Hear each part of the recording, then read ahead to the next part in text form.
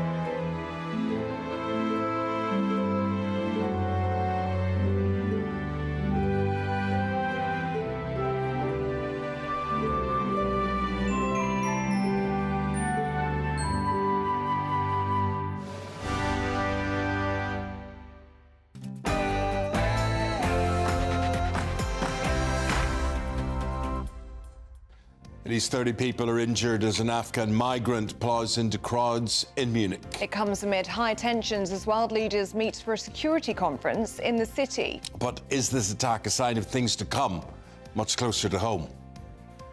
Pressure on the Chancellor. Rachel Reeves is accused of buying handbags, perfume and earrings on expenses in a previous job, while also exaggerating her experience at the Bank of England. And are we going to see a Conservative and Reform UK merger? Christopher Hope asks Father of the House Sir Edward Lee about the chances of a party partnership. Oh, I think very high. I mean, odds on 70%. Are Trump's tariffs coming for Britain? Well, the UK could be at risk of a £24 billion hit as the president targets VAT. Vowing to keep fighting in her daughter's memory. Our reporter Sophie Reaper sits down with the mother of Samina Halliwell, who overdosed on prescription medication after she felt she wasn't being listened to as she reported being raped. Happy Valentine's Day. Is it important to you or have we lost the love? We'll be debating that later. And a Chilean kayaker, has just been swallowed by a whale. I don't know why I'm laughing. I'm laughing because he lived to tell the tale. We'll have the full clip in just a moment. Those kayakers get stuck in your teeth, I tell you, if you're a whale. They really do. Do they have teeth? I think they do. And in sport, artist Slot may get a touchline ban for getting sent off on Wednesday, but he might not. We'll see. Keely Hodgkinson's pulled out of the Keely Classic. And who are the best paid sports stars in the world? It's a cold start to the day with some wintry weather expected during the next few days. We see rain, sleet, snow or even some freezing rain. I'll have the full details coming up very soon. On this Valentine's Day, a very good morning to you. I'm Eamonn Holmes. I'm Ellie Costello and this is GB News Breakfast.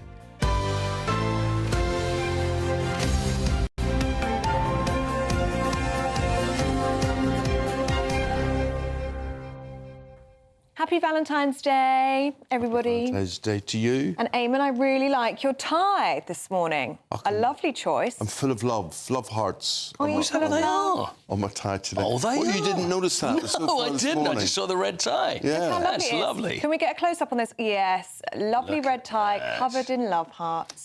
Did you already have this or a special purchase? No, I already had this. Oh, it's lovely. This was, I do think if you've got love in your life or someone to love, it's a good day today. I know a lot of people are cynical about it and they criticise, people being involved in it. But I just think it's a nice thing if there's someone, and it doesn't matter if it's a child or a parent or whatever, just someone who you're really close to and you want to show love to.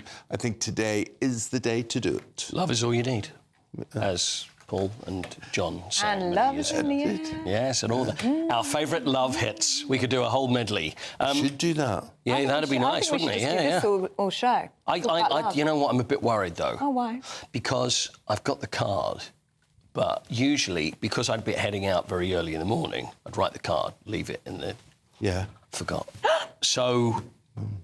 It's still Valentine's Day by the time I You get don't back. say you forgot, do you? You just have to do Well, it no. sharpish when you get home. You just say you were building up. You wanted to do it in person at 10 o'clock this morning. Or Yeah. whatever.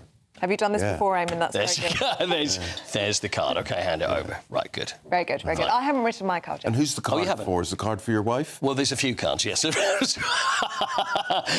I just don't hope they don't go to the wrong... Oh, of course. Yes, of course it is. Ah, that's nice. Very good, very good. Who's your card for today? Let us know. Let us know what you think of Valentine's Day.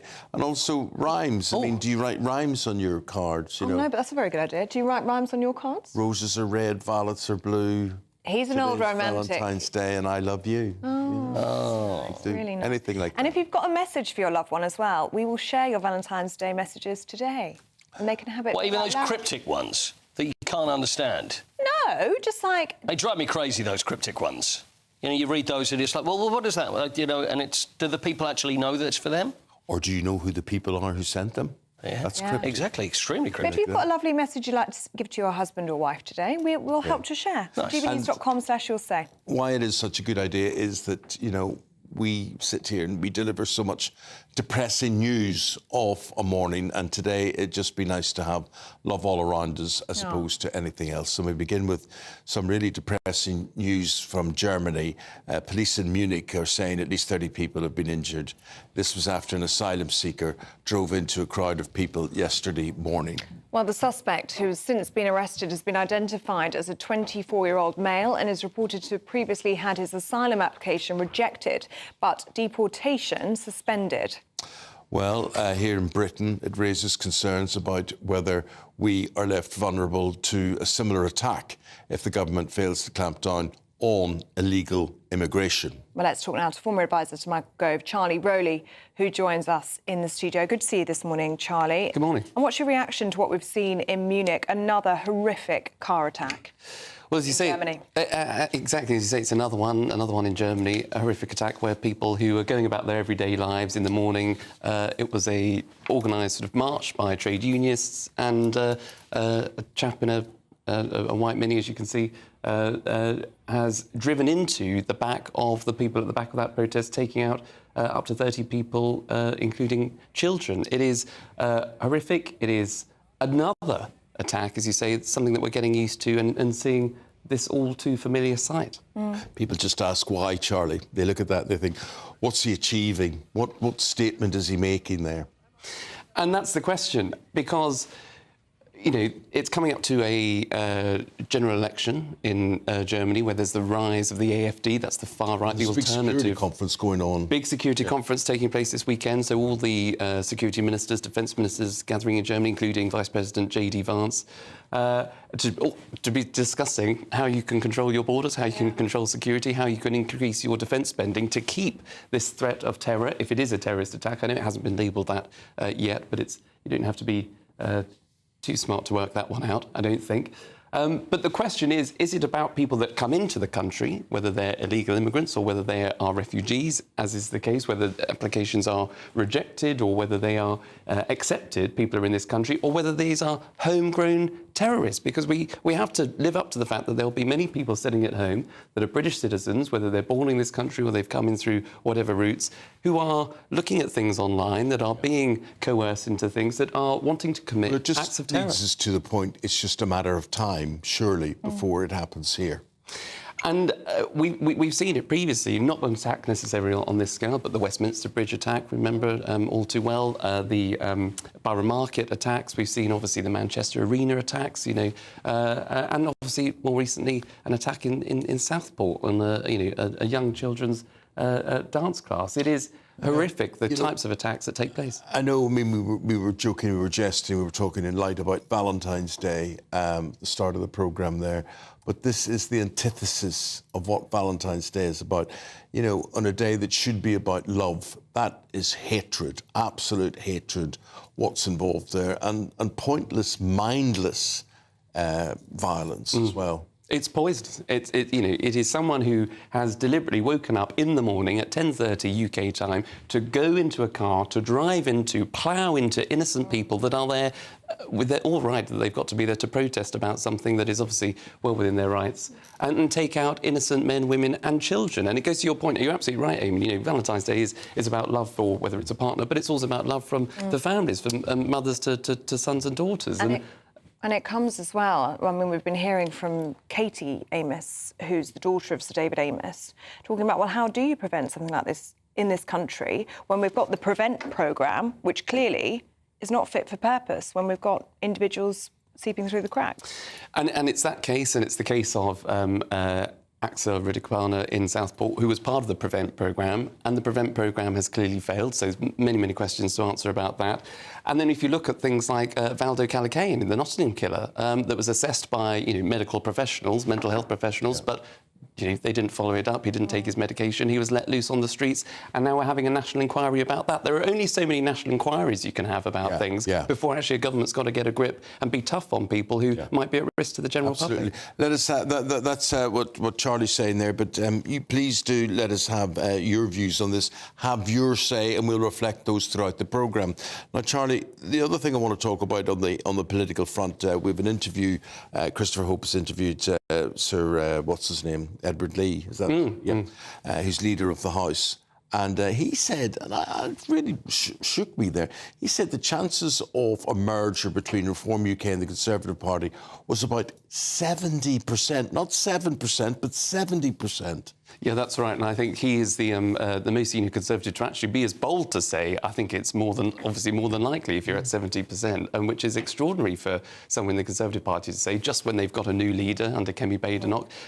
She hasn't had that much time, although there is questions about her performances at the dispatch box during PMQs. Is she really galvanising the troops again? Can the Tories ever have a fight back in 4 or 5 years' time after such a thrashing at the last election? All of those questions backbench Tory MPs are asking, and to have as I say, a very senior MP come out and say... Do you see the sense of this or not? I mean, you mentioned Kemi Badenoch, but really when you look and you see her, you see Nigel, compared to Nigel Farage or any of the other top people in Reform UK, she's not as prominent and maybe not as relevant, and therefore maybe doesn't count, and there's really only one party at the table here.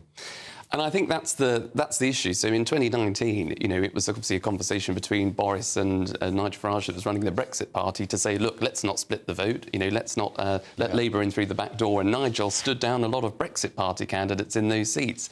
Now it seems as though that the shift and the momentum is on the other foot. So it's not necessarily a pact or an arrangement or an agreement. I think it really could be a case of Nigel Farage, if the polls remain the same as they are now, up until the next general election, it'll be Nigel calling up Kemi to say, we're not having an agreement. If you want to be responsible for letting Labour in through splitting the vote, then you've got to stand down your candidates if you don't want to see that happening, because it's Reform that is winning in the red wall seats, the seats that were Labour, that went Conservative, that went back to Labour, but where Reform are winning in the polls. So I think it'll be a tough conversation. We're also looking, and Ellie's just pulled the newspapers there for the headlines surrounding Rachel Reeves.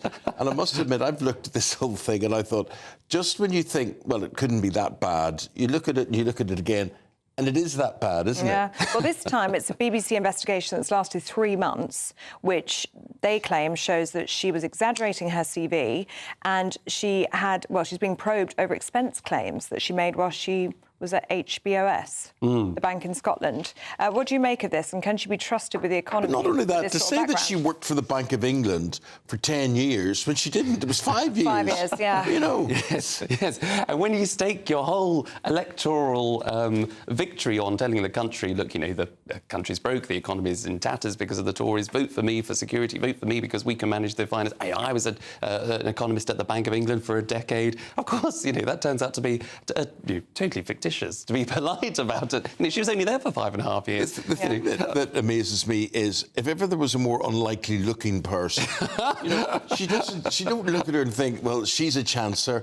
You think of it, she obviously does things by the book and whatever, But yet, my goodness me, what a story if all of this has proved true. Well, exactly. And to be fair, I mean, you're absolutely right, because that's part of the appeal, I think. You know, when you've had so many chopping and changes and Tory party dramas of their leader and 5, 6 prime ministers in however many years, I think the public would quite welcome a bit of boring, but, you know... straight-laced, you know, people running the Treasury. Turns out we've got a fictitious CV. And they called into question in a previous job at the Bank of Scotland where she was, you know, a bit frivolous on the old credit card. You know, the motivational credit cards, I think they were called, just to sort of help support the team. Well, accused very of buying motivational. handbags, perfume and earrings on expenses. Well, yes. Wow. I mean, a perfect Valentine's Day gift, if ever I heard one. I mean... Charlie, thank you very much. We'll see you in the next hour. Thank you. Well, in response to those reports, a spokesperson for the Chancellor said she was not aware of the expenses investigation and that her claims had been signed off in the proper way. She also blamed an administrative error by a member of the team for the errors on her LinkedIn page. OK, whatever. 14 minutes now. 3, 2, 1... 14 minutes past 6 o'clock. Very nice to have you on board, wherever you're watching from, wherever you're listening from. And remember to get us, just say to your device, play GB News, and we'll be there. Now, the mother of schoolgirl Samina Halliwell, who overdosed after making an allegation of rape, has vowed that she will not stop after a coroner said authorities couldn't have prevented her daughter's death. Well, Samina's mother, Rachel Halliwell, sat down exclusively with our North West of England reporter Sophie Reaper to tell her side of the story. Miss everything. Miss her being here. I mean, I miss her laughter. I miss her quirkiness. I miss looking at her beauty. I miss having my only daughter. I miss everything about her. There isn't one thing I can say that I miss more than anything else, because I miss her, full stop. What was she like as a person? She's very funny. She has an infectious laugh. She would say things how she saw them, so there was no filter. Obviously, the coroner has said that nothing more could have been done to save your daughter. What's your response to that? Well, that's absolute rubbish, because there was a lot of things that could have been done to prevent Samina from taking her own life. When she reported the rape, according to the serious case review, she should have been put on a child protection straight away and referred to the Rainbow Centre. I will never give up till I have got justice for Samina, till all those agencies involved are held accountable to their failings. In your mind, if things would have been done differently, would Samina still be here today? Absolutely, 100%. I want to make a change. There needs to be a change. If it just saves one child from going through what Samina went through, then all of this is worth it. What more should we be doing to support our victims of rape and sexual assault? Well, right now, there is no support. I mean, we've been hearing over the last few months of all these young girls, young women who are being failed. It's about victims of sexual abuse, victims of rape. They're not being listened to. They're not taken seriously. We are seeing rapists walk away from court free. What does that say to a child or to a young person who is being raped or abused and they are being kept silent? Does that encourage them to come forward? No, it doesn't. And after the coroner's hearing today on her outcome, does that encourage other victims watching Samina's story to come forward? No, it doesn't. Well, in response to the inquiry, Merseyside Police have said the assistant coroner ruled that there was no suggestion of any systemic breach on the part of Merseyside Police and no evidence authorities could have prevented Samina's death by overdose. We'd like to express our thoughts and condolences to Samina's mum and family. No parent should have to suffer the loss of a child, and we can only begin to try and understand their suffering following her death. Other stories you're waking up to on this Friday morning. President Trump has announced a new reciprocal tariff policy on American trading partners, including on countries that charge VAT. The president's plan could leave Britain at risk of a £24 billion blow to its economy. That's according to reports. It's not yet clear whether Britain will be specifically singled out by Mr. Trump, as the US vowed to address each country one by one. Volodymyr Zelensky, the Ukrainian president, says Kyiv will not accept any peace deal agreed by Russia and America without its involvement. This comes as Donald Trump has assured that Ukraine would have a seat at the table in any negotiations over the war. It's being reported that the killer of 9-year-old Olivia Pratt-Korbel has been caught in prison for allegedly dealing drugs and having an illegal mobile phone. The Sun newspaper has reported that cocaine, cannabis and an iPhone were found in notorious gangster Thomas Cashman's cell. The contraband is thought to have been dropped by a drone into the grounds of Long Lartin Prison near Evesham.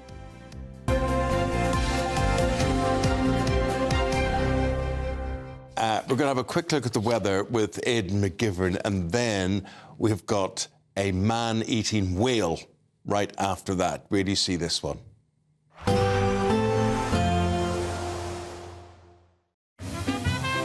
Heavy showers first thing will be followed by a warm, cosy day. Boxed Boilers, sponsors of weather on GB News.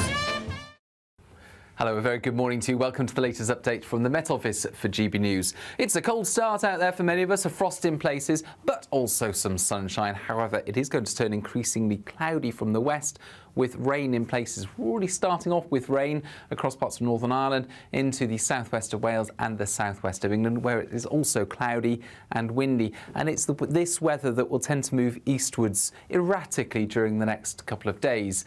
Also a lot of cloud across the east of the UK, but in between a slice of sunshine for central Scotland, northwest England, the Midlands and the southeast. Feeling pleasant enough in that sunshine, but it's still going to be feeling cold, especially to the east, where we've got the wind from the North Sea. Now we end the day with showers across the Northern Isles, patchy cloud here, but clear spells for much of central Scotland at least, away from the west and the east coast.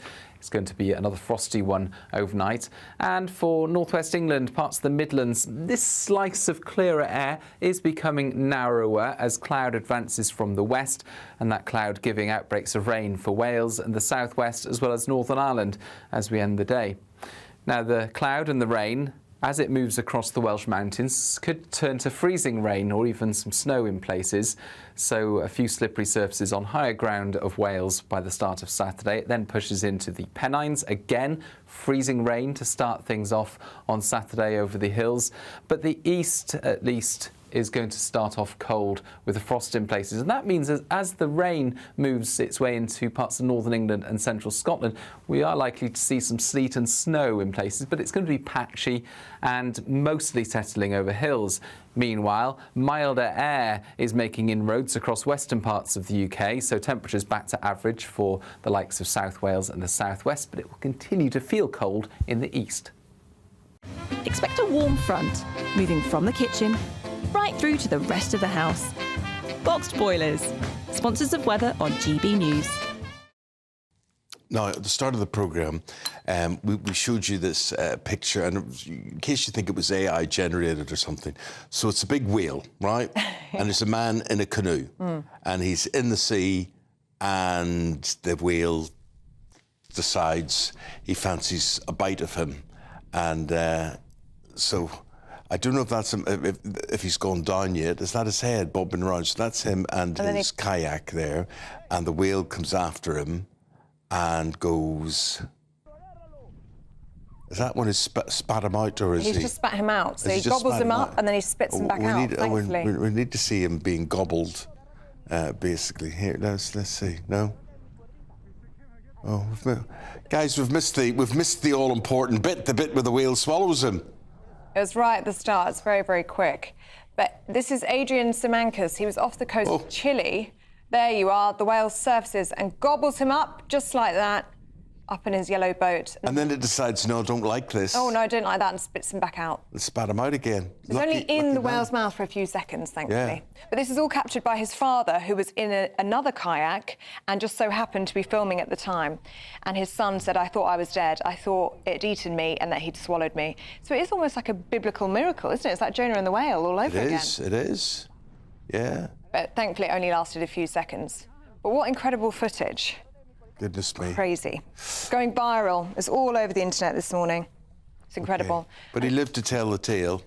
Oh, that's a great story. It's like Moby Dick there. It's like Moby Dick. Huh? That is like Moby Dick. And Nick's been in touch saying that kayak footage is absolutely incredible.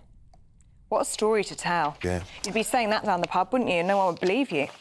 Now, getting back to happier matters and people who like Valentine's Day. Nigel says Valentine's Day is wonderful. However, if you're on your own, it is horrible. Oh. Wilhelmina, like your tie with hearts, Eamonn, good token. Nick, talking about the kayak footage, says couldn't believe what he was seeing there.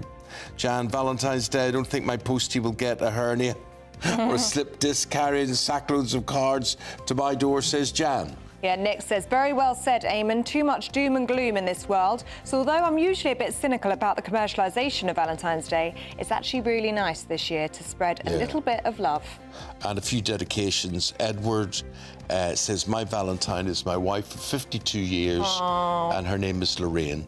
We cherish every moment together. Oh, that's so lovely. And June says, wishing everyone a happy Valentine's Day, no matter whether or not you have a Valentine. All the best to you, says June. So I hope love is in the air for you. Still to come, Paul Coit. All the latest sports news is coming your way right after this. Hope you can join us.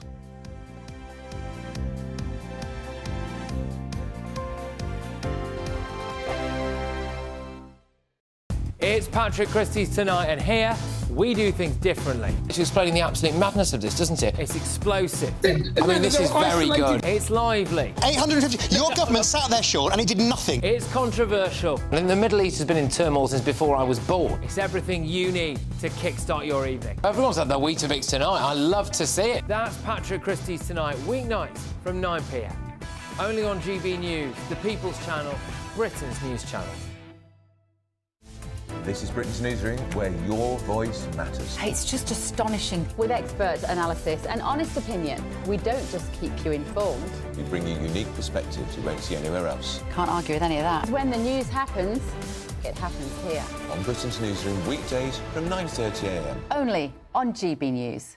Good Afternoon Britain isn't just about us. The wonderful thing about this programme is it's about everyone watching. It's an interactive programme. Well, there absolutely is something to see here, and we're going to be talking about it more. Whether it's breaking royal news, Will, please bring us up to date. Or indeed a particularly punchy speech in the House of Commons. Very, very curious. We bring it to you live, and then we bring you live reaction as well. That's Good Afternoon Britain, weekdays from midday. Only on GB News, the People's Channel, Britain's news channel. Join me, Camilla Tominey, for a frank and honest discussion with those in power that cuts through the spin and gets to the heart of the issues shaping our nation. You haven't confirmed that you want to stand as leader, but you haven't ruled it out either. This report basically says that he's not fit to stand trial. Is he indecisive? Incompetent? I deliver the dose of reality Westminster needs. That's the Camilla Tominey Show at 9:30 every Sunday on GB News, the People's Channel, Britain's news channel. Join me, Nana Akwe, for an informative, interactive news programme with a difference. It's fun. No, he didn't say that, Dave. I'm so surprised. I think there's an element of truth to that. Join me from 3 p.m. every weekend, only on GB News, Britain's news channel. Headliners on GB News 11 p.m. every night. It's got 3 top comedians going through the next day's newspapers so you don't have to read them, which is great. That's a good point. He's lying. I mean, maybe he's not lying. That's Headliners every night from 11 p.m. and 5 a.m. as well on GB News, Britain's news channel. Hi, I'm Michelle Dewberry, and my show is your opportunity to cut through all the noise and dive in headfirst to some robust debates. ideas clash. Situation, No, isn't it? no, 'Cause the failure is- you're the failure is- deliberately avoiding my point. Nothing's held back, And if you think this is the end of it, wait for more. and we do not shy away from the difficult stuff. Sometimes I want to shake people and say, if only you understood. So join me on Jubes & Co. weeknights at 6 p.m. only on GB News, Britain's news channel.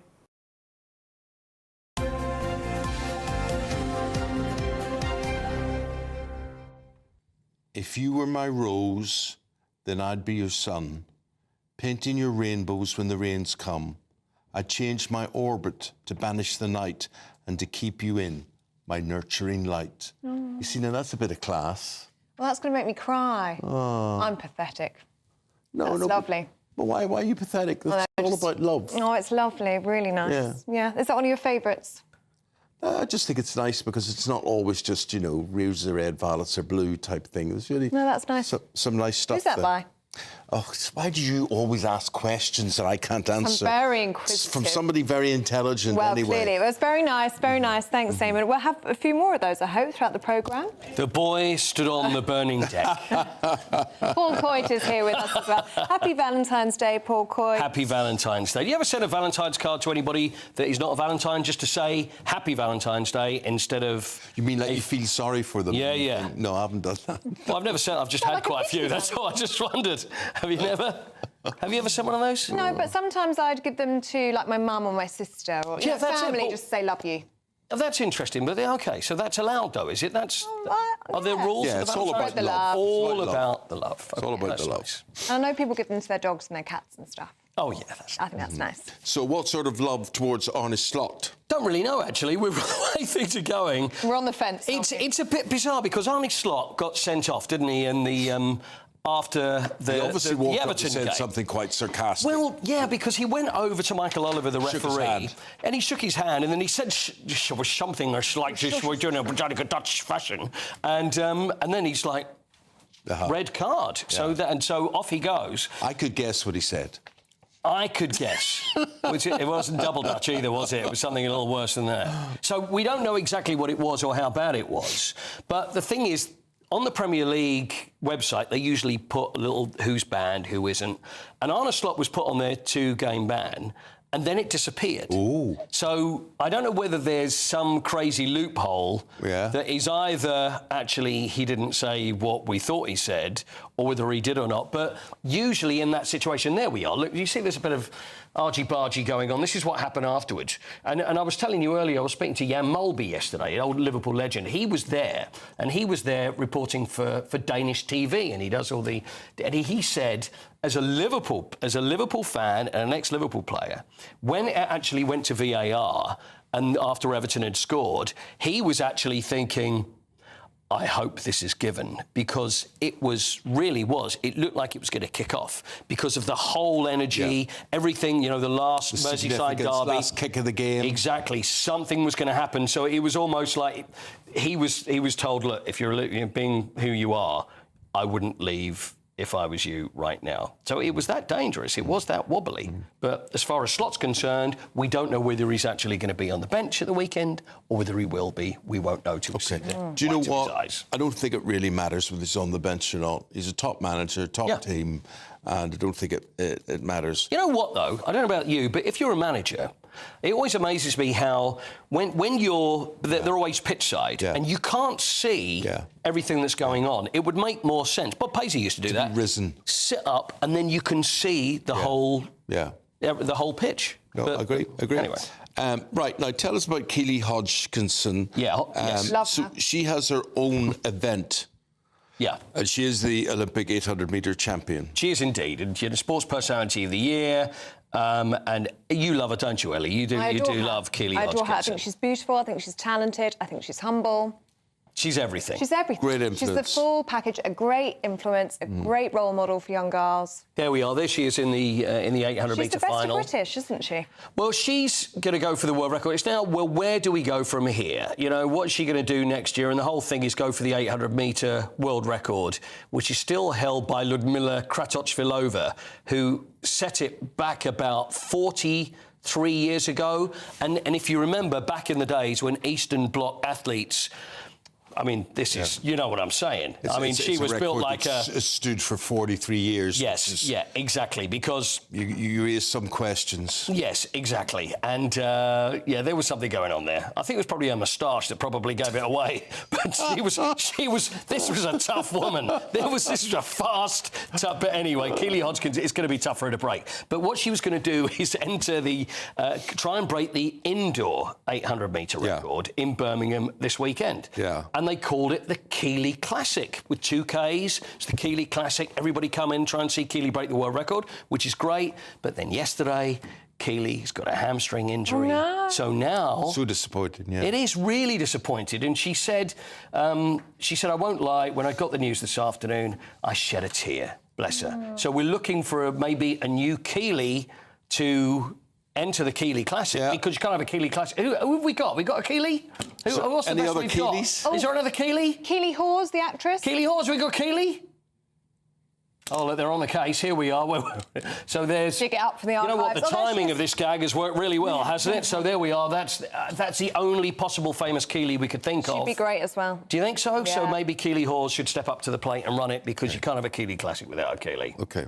Mate, see you again in 40 minutes' time. We'll be talking about Luke Littler and the highest paid sports stars in the world. Big money. OK, good man. Thank you very much indeed. Thanks, Boyty. Now it's time for the Great British Giveaway. Before we give you the details, we want to say congratulations to Deria from London, who became our biggest winner so far, an incredible £50,000 in cash. Can you imagine? Here's the moment we called her with the good news. Deria, I've got some really good news for you. OK. Are you sitting down? Yes. You've won £50,000 with the Great British Giveaway. Really? Oh my goodness. You're telling me the truth, right? I'm completely telling you the truth. Oh my goodness. I'm in the tube right now. You have no idea how much I needed it. Oh my goodness. Well, hopefully that's made your day. It's made my year. It's made my year. Deria, lovely accent as well. Is that a lovely reaction? Yeah, well, what is there to say? 50 grand? Very nice. I'd give you a lovely reaction to that one. Must be an amazing feeling to win all that cash, and you could be a winner too. We're doubling your chances to win in our latest Great British Giveaway, with 2 fabulous prize bundles up for grabs. There's 2 lots of a totally tax-free £10,000 in cash. You'll also receive a brand new iPhone 16, along with £500 in shopping vouchers to spend at your favourite store. And the best news is, 2 lucky winners are going to win. For another chance to win, text cash to 63232. One entry costs £2 plus 1 standard network rate message, or text bonus to 63232. 5 entries cost £5 plus 1 standard network rate message. Go to gbnews.com/win. Entries start from just £2. Call 0903 681 3232. Calls cost £2 plus your network access charge, or post your name and number to GB11 PO Box 8690 Derby DE1 9TT. UK only. Entrants must be 18 or over. Lines close at 6 p.m. on the 7th of March. Please check the closing time if listening or watching on demand. Good luck.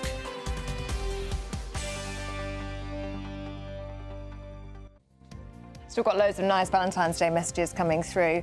Peter says, happy Valentine's Day. Are there any for you? Not yet. No, they're all for me, those ones. Peter says, happy Valentine's Day to my beautiful wife, Deb, of 36 years. I love you more than ever, from Pete. This is going to make me cry. I'm not going to be able to cope with any of this. John says, happy Valentine's Day to my beautiful wife, Sue. Tons of love from your John. No, I can't cope. Do you want to read some? Well, you'll cry, would you? Yeah. Oh. I can't cope with stuff like this. Paul says, happy Valentine's Day to my other half and all of the GB News team too. That's nice. Stay safe and please look out for each other. Oh, Ange says, Valentine's Day. We're both in our 80s now. Our vows in sickness and in health have come into play. Our love is so strong and my husband, Rick, has dementia. He's still the man I married, but with subtle changes now.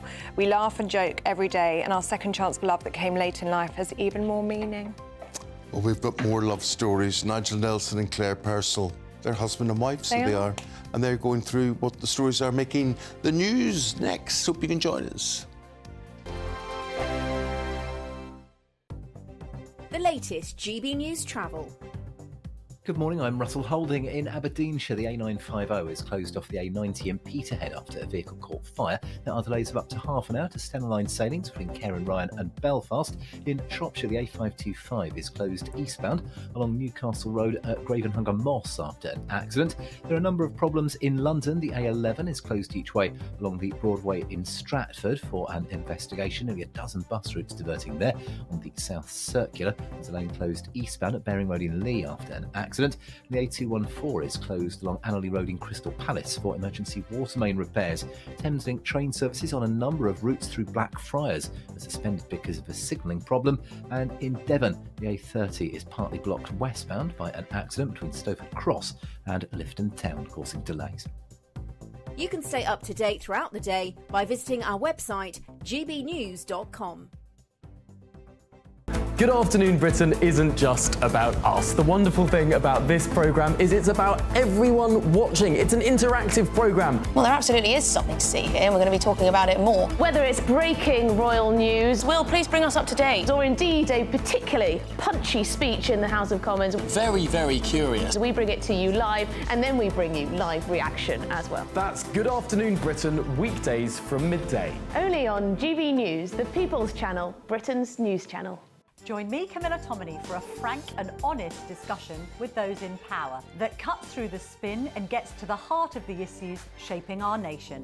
You haven't confirmed that you want to stand as leader, but you haven't ruled it out either. This report basically says that he's not fit to stand trial. Is he indecisive?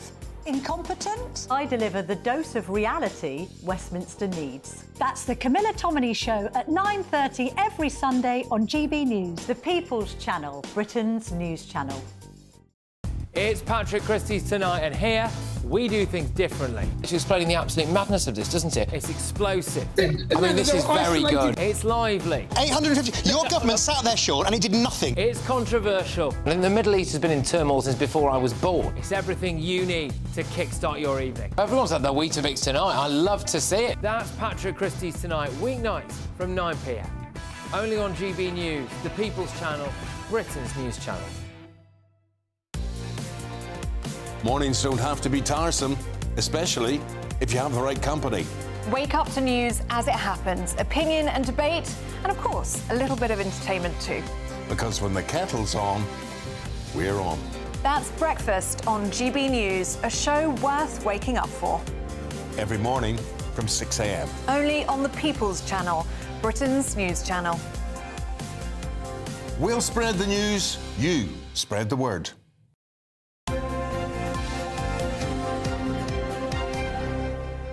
Delighted to welcome into the studio Claire Purcell, former Conservative advisor, and her husband on this Valentine's Day, the GB News senior political commentator, Mr. Nigel Nelson.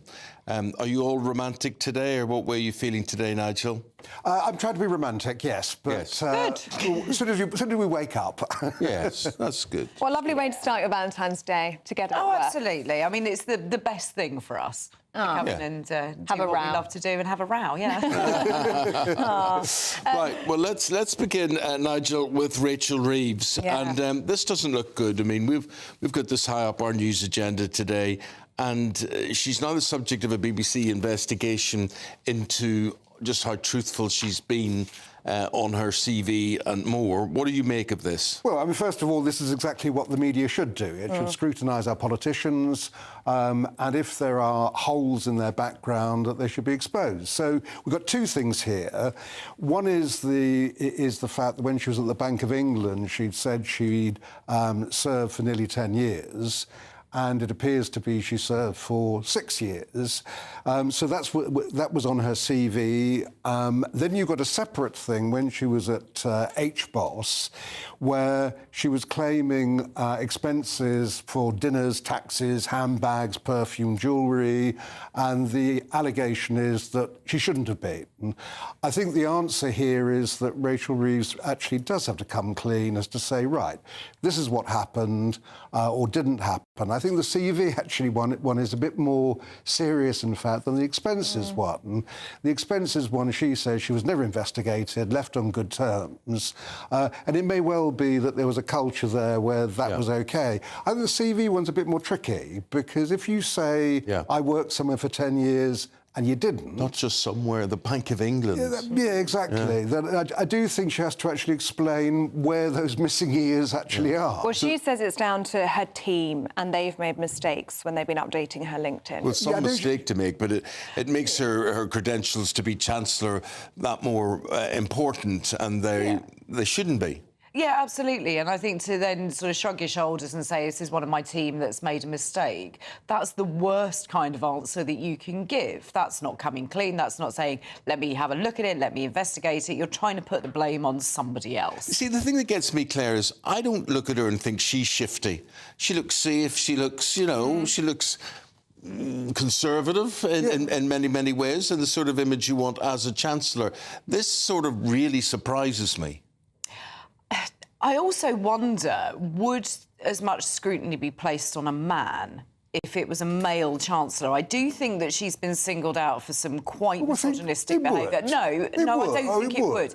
Oh, come on. I mean, if you're the Chancellor, I mean, the situation with Claire, Nigel, I'm so sorry. We're going to come straight back to you, but we can now speak to Government and Secretary of State for Science, Innovation and Technology, Peter Kyle, who joins us live now from Munich. Good to see you this morning, Mr. Kyle. I'm not sure if you're just across our conversation here, but we're talking about Rachel Reeves, who is now the subject of a BBC investigation about her potentially being economical, let's say, with the truth on her CV. So there's two things here. One about an investigation into her expenses while she worked at Halifax Bank of Scotland, buying handbags, perfume and earrings, allegedly all on expenses.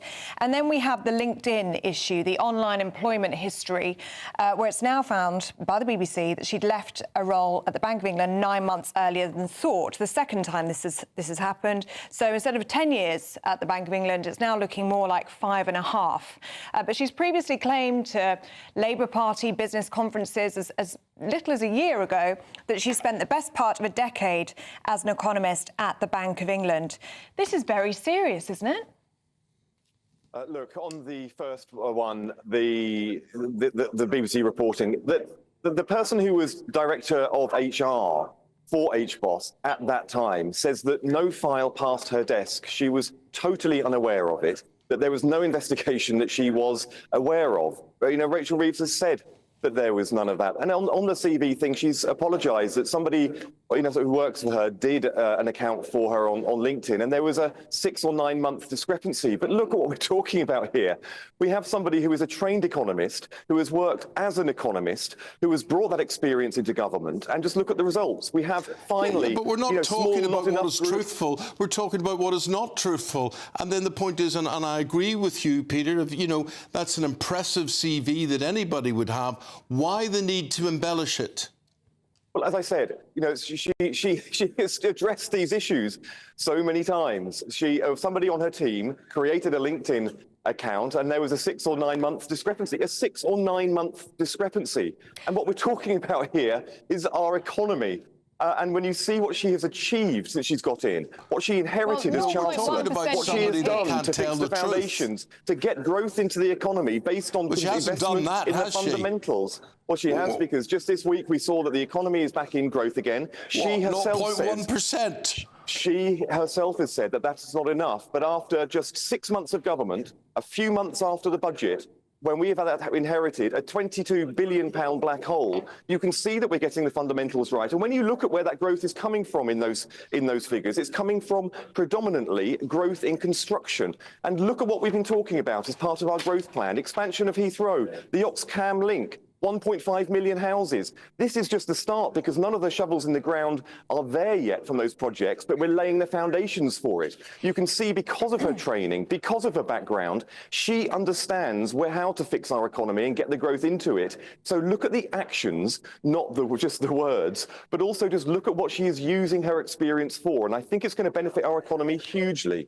But the point is, she has lied, hasn't she? In her own words, she told a conference she spent the best part of a decade as an economist. She didn't. She lied to businesses about her experiences, therefore her ability to run the economy. So why should the public then trust her to be a good custodian of the economy? All of those issues have been addressed by Rachel herself over quite a long period of time now. And as you said before, quite an extraordinary amount of scrutiny into a CV error for which she has explained in the past. But then we have all this experience under the belt now. We have all of this actual action that she is doing on behalf of our country. And I think that is what we should be focusing on. And I think, I think in most circumstances, people would expect. Now, on the other issue, the person responsible for it has said that she has no recollection of it. The person responsible for HR has said that it didn't happen to her knowledge. And I think we should really be focusing on the things that are putting bread and butter on people's plates right now up and down the country. Let me focus on you being in Germany and the conference that you're at, and the horrific event yesterday of that mini ploughing into over 30 people at that market yesterday. Do you think the two events are connected? I really can't speculate. I'm really pleased that they have somebody in custody. My sympathy, really does genuinely go to those people affected by it and those 30-odd people who were injured.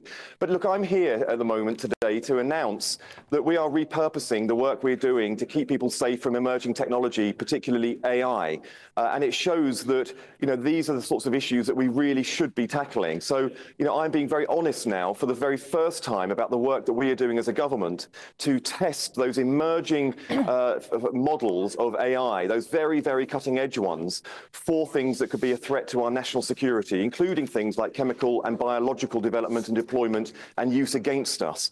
So these are things that we've been doing since we got into government, and now I'm renaming our institute that tests it from safety to the Security Institute for AI, so that the public can rest assured that we are doing this. And the second thing that we're doing, that we're talking to our allies about, because the security community from around the world, for all of our allies are here, is that we are testing models not just from the American and European models of frontier AI, we're testing global models too.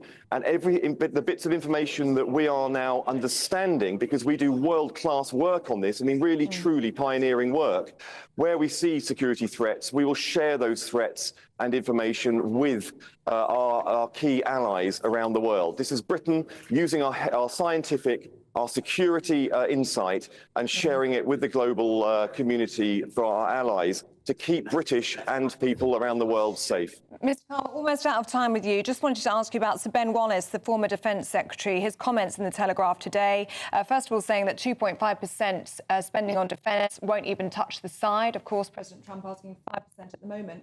Also talking about this weekend's gathering of world leaders in Munich for that security conference. He says it's a shame. It seems set to mirror the disastrous conference of 1938 when the continent stood blind in the face of Hitler's duplicity. Is this a repeat of history?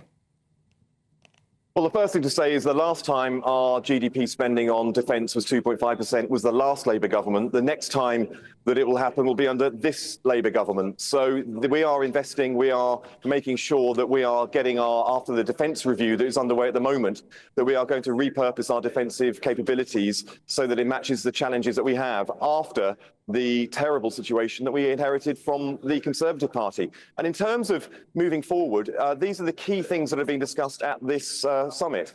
We have the Foreign Secretary, the Defence Secretary and myself, and I'm here talking about the emerging technologies and how we can harness our insight into them so that we are kept safe and sound into the future on these key issues of emerging threats as well. So I think had the generation that was being referenced there back then really understood what was happening into the future back then I think we would have been kept safer. And I want to reassure people that we are here looking at emerging threats, emerging technology, and showing how the British government is leading the world in understanding them and making sure that we are prepared for those eventualities. Listen, thanks for your time today. Have yourself a good conference. Appreciate you talking to us. Thank you very much indeed.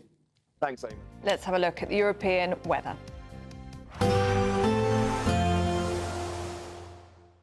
Ready to soak up that holiday sunshine? Won't we need some cover? No worries. All sorted. All Clear Travel Insurance sponsors GB News Travel Destinations Forecast. If you're looking to escape the cold weather in the UK and find some winter sun, it will be fine in Spain this weekend, but rather unsettled through much of Italy and Greece, an area of low pressure, and the Burao wind for Croatia continues to blow very strong, particularly towards the north. Meanwhile, much more settled weather, above average temperatures and plenty of sunshine through the Balearics, Spain as well, but an area of rain is going to push into Portugal, and that's going to likely affect parts of the Canaries next few days. All Clear Travel Insurance sponsors GB News Travel Destinations Forecast.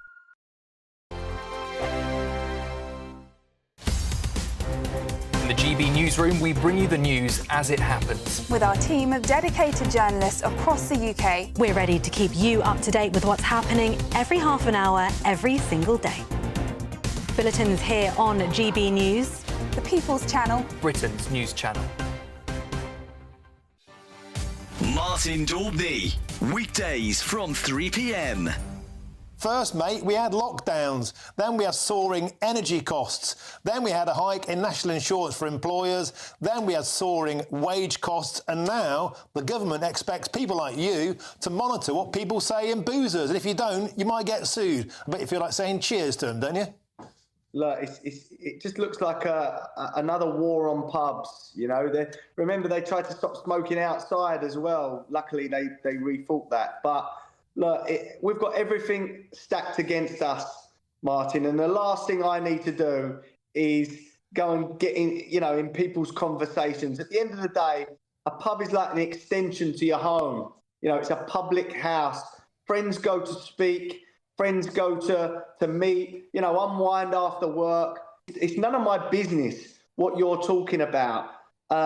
Any good publican, and myself included, anyone that was rude to anyone or on purpose, they want to offend people or they want to dig people out, antagonise them, of course I'm going to step in and say, behave yourself or you go. But look, how can I be on social media talking about everything, transgender, immigration, and people not be allowed to do that at the bar or do that at the table of a pub? It's ridiculous. And these ministers really do need to sort of look at this legislation and see where it could lead, because I'm not going to stop anyone speaking in my pub. Again, if they're trying to antagonise people or they're rude or trying to start trouble, they get thrown out the front door, and any publican worth their salt is going to do that as well. But we're not there to police people's conversations.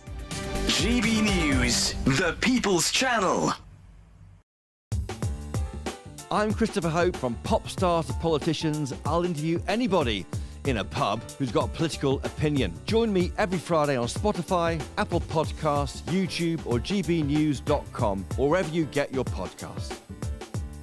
This is GB News, the People's Channel. Debacle yesterday.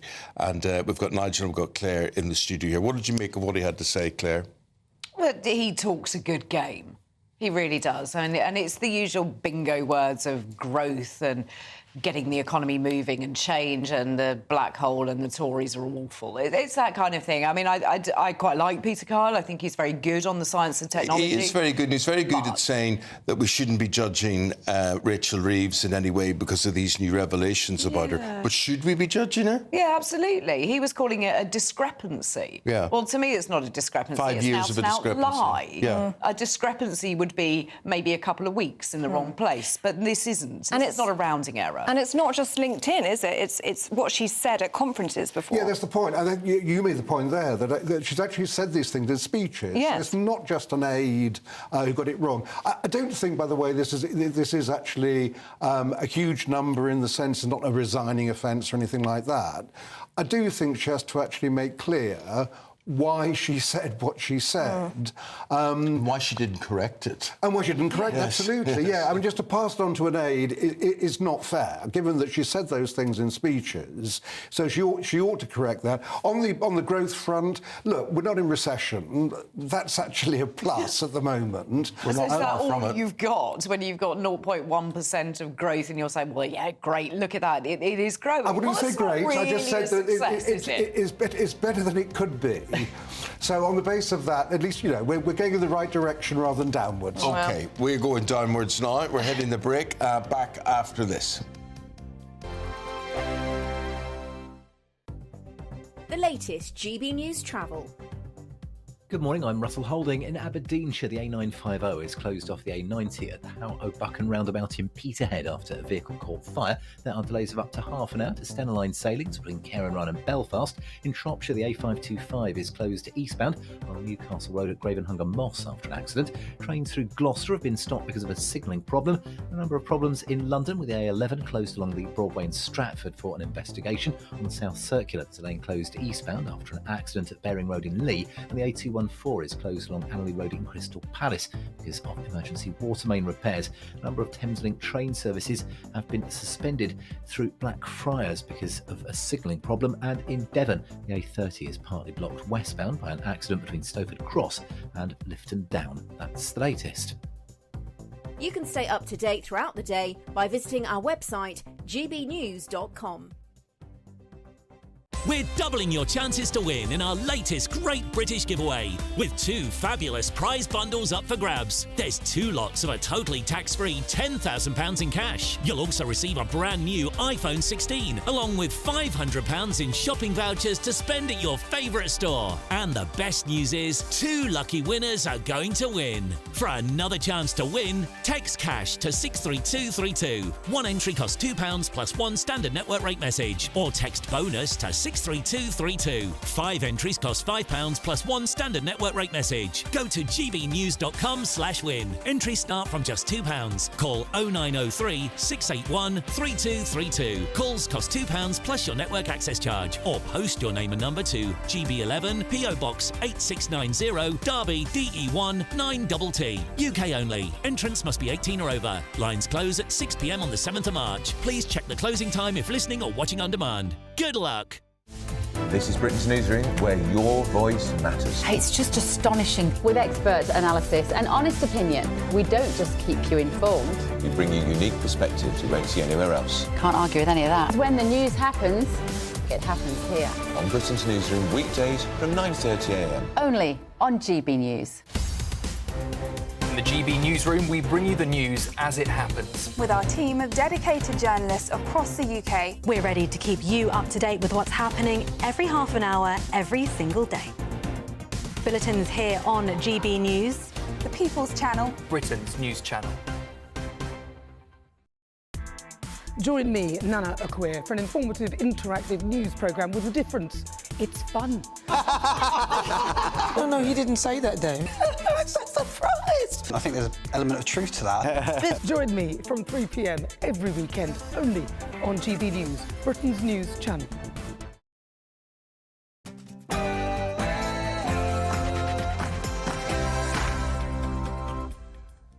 At least 30 people are injured as an Afghan migrant ploughs into crowds in Munich. Now, this comes amid high tensions as world leaders meet for a security conference in the city. But is this attack a sign of a threat much closer to home?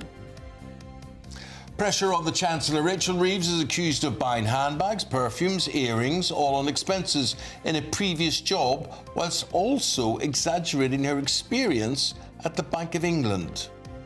Are we going to see a Tory and Reform UK merger? While Christopher Hope asked Father of the House Sir Edward Lee about the chances of a party partnership. Oh, I think very high. I mean, odds on 70%. Are Trump's tariffs coming for Britain? The UK could be hit with the risk of a £24 billion penalty as the president targets VAT. Vowing to keep fighting in her daughter's memory, our reporter Sophie Reaper sits down with the mother of Samina Halliwell, who overdosed on prescription medication after she felt she wasn't listened to as she reported being raped. And a very happy Valentine's Day to you. Love us all around. Is it important to you, or have you lost the love? So whoever's in your life, even if there's nobody in your life or nobody romantically, should you be spreading love? We'll be debating that later. I love the sport. In sport, semi-automated offsides are finally to be brought into the football next month. Don't love that so much. Keely Hodgkinson, who we all love. I love her. Yes, I know you do, as we all do. Has pulled out of the Keely Classic, which I guess is now going to be called the Keely-less Classic. We'll have to see. And who are the best paid sports stars in the world? It's a cold start to the day with some wintry weather expected during the next few days. We see rain, sleet, snow, or even some freezing rain. I'll have the full details coming up very soon. Hello there, very good morning to you on this Friday morning, on this Valentine's Day. Hope there's love in your life. I'm Eamonn Holmes. I'm Ellie Costello, and this is GB News Breakfast.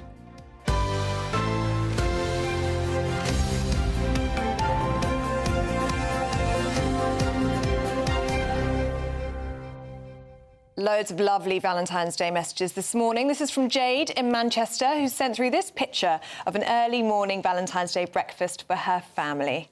Let's take a look at that. Wow! That's a big family. Jade, you pulled out all the stops there. Yeah. We've got a banner, we've got balloons, we've got a big pink tablecloth there. And what have you got set up on those plates? That's what I want to know. Can anyone see? Well, it's making me hungry anyway. Yeah. Oh, it looks like there's parcels wrapped on each of those seats as well. Lovely. That's interesting. If you're going to go for it, go for it. So well She's gone all out. Yeah. Nice, Jade. I'm very impressed with you.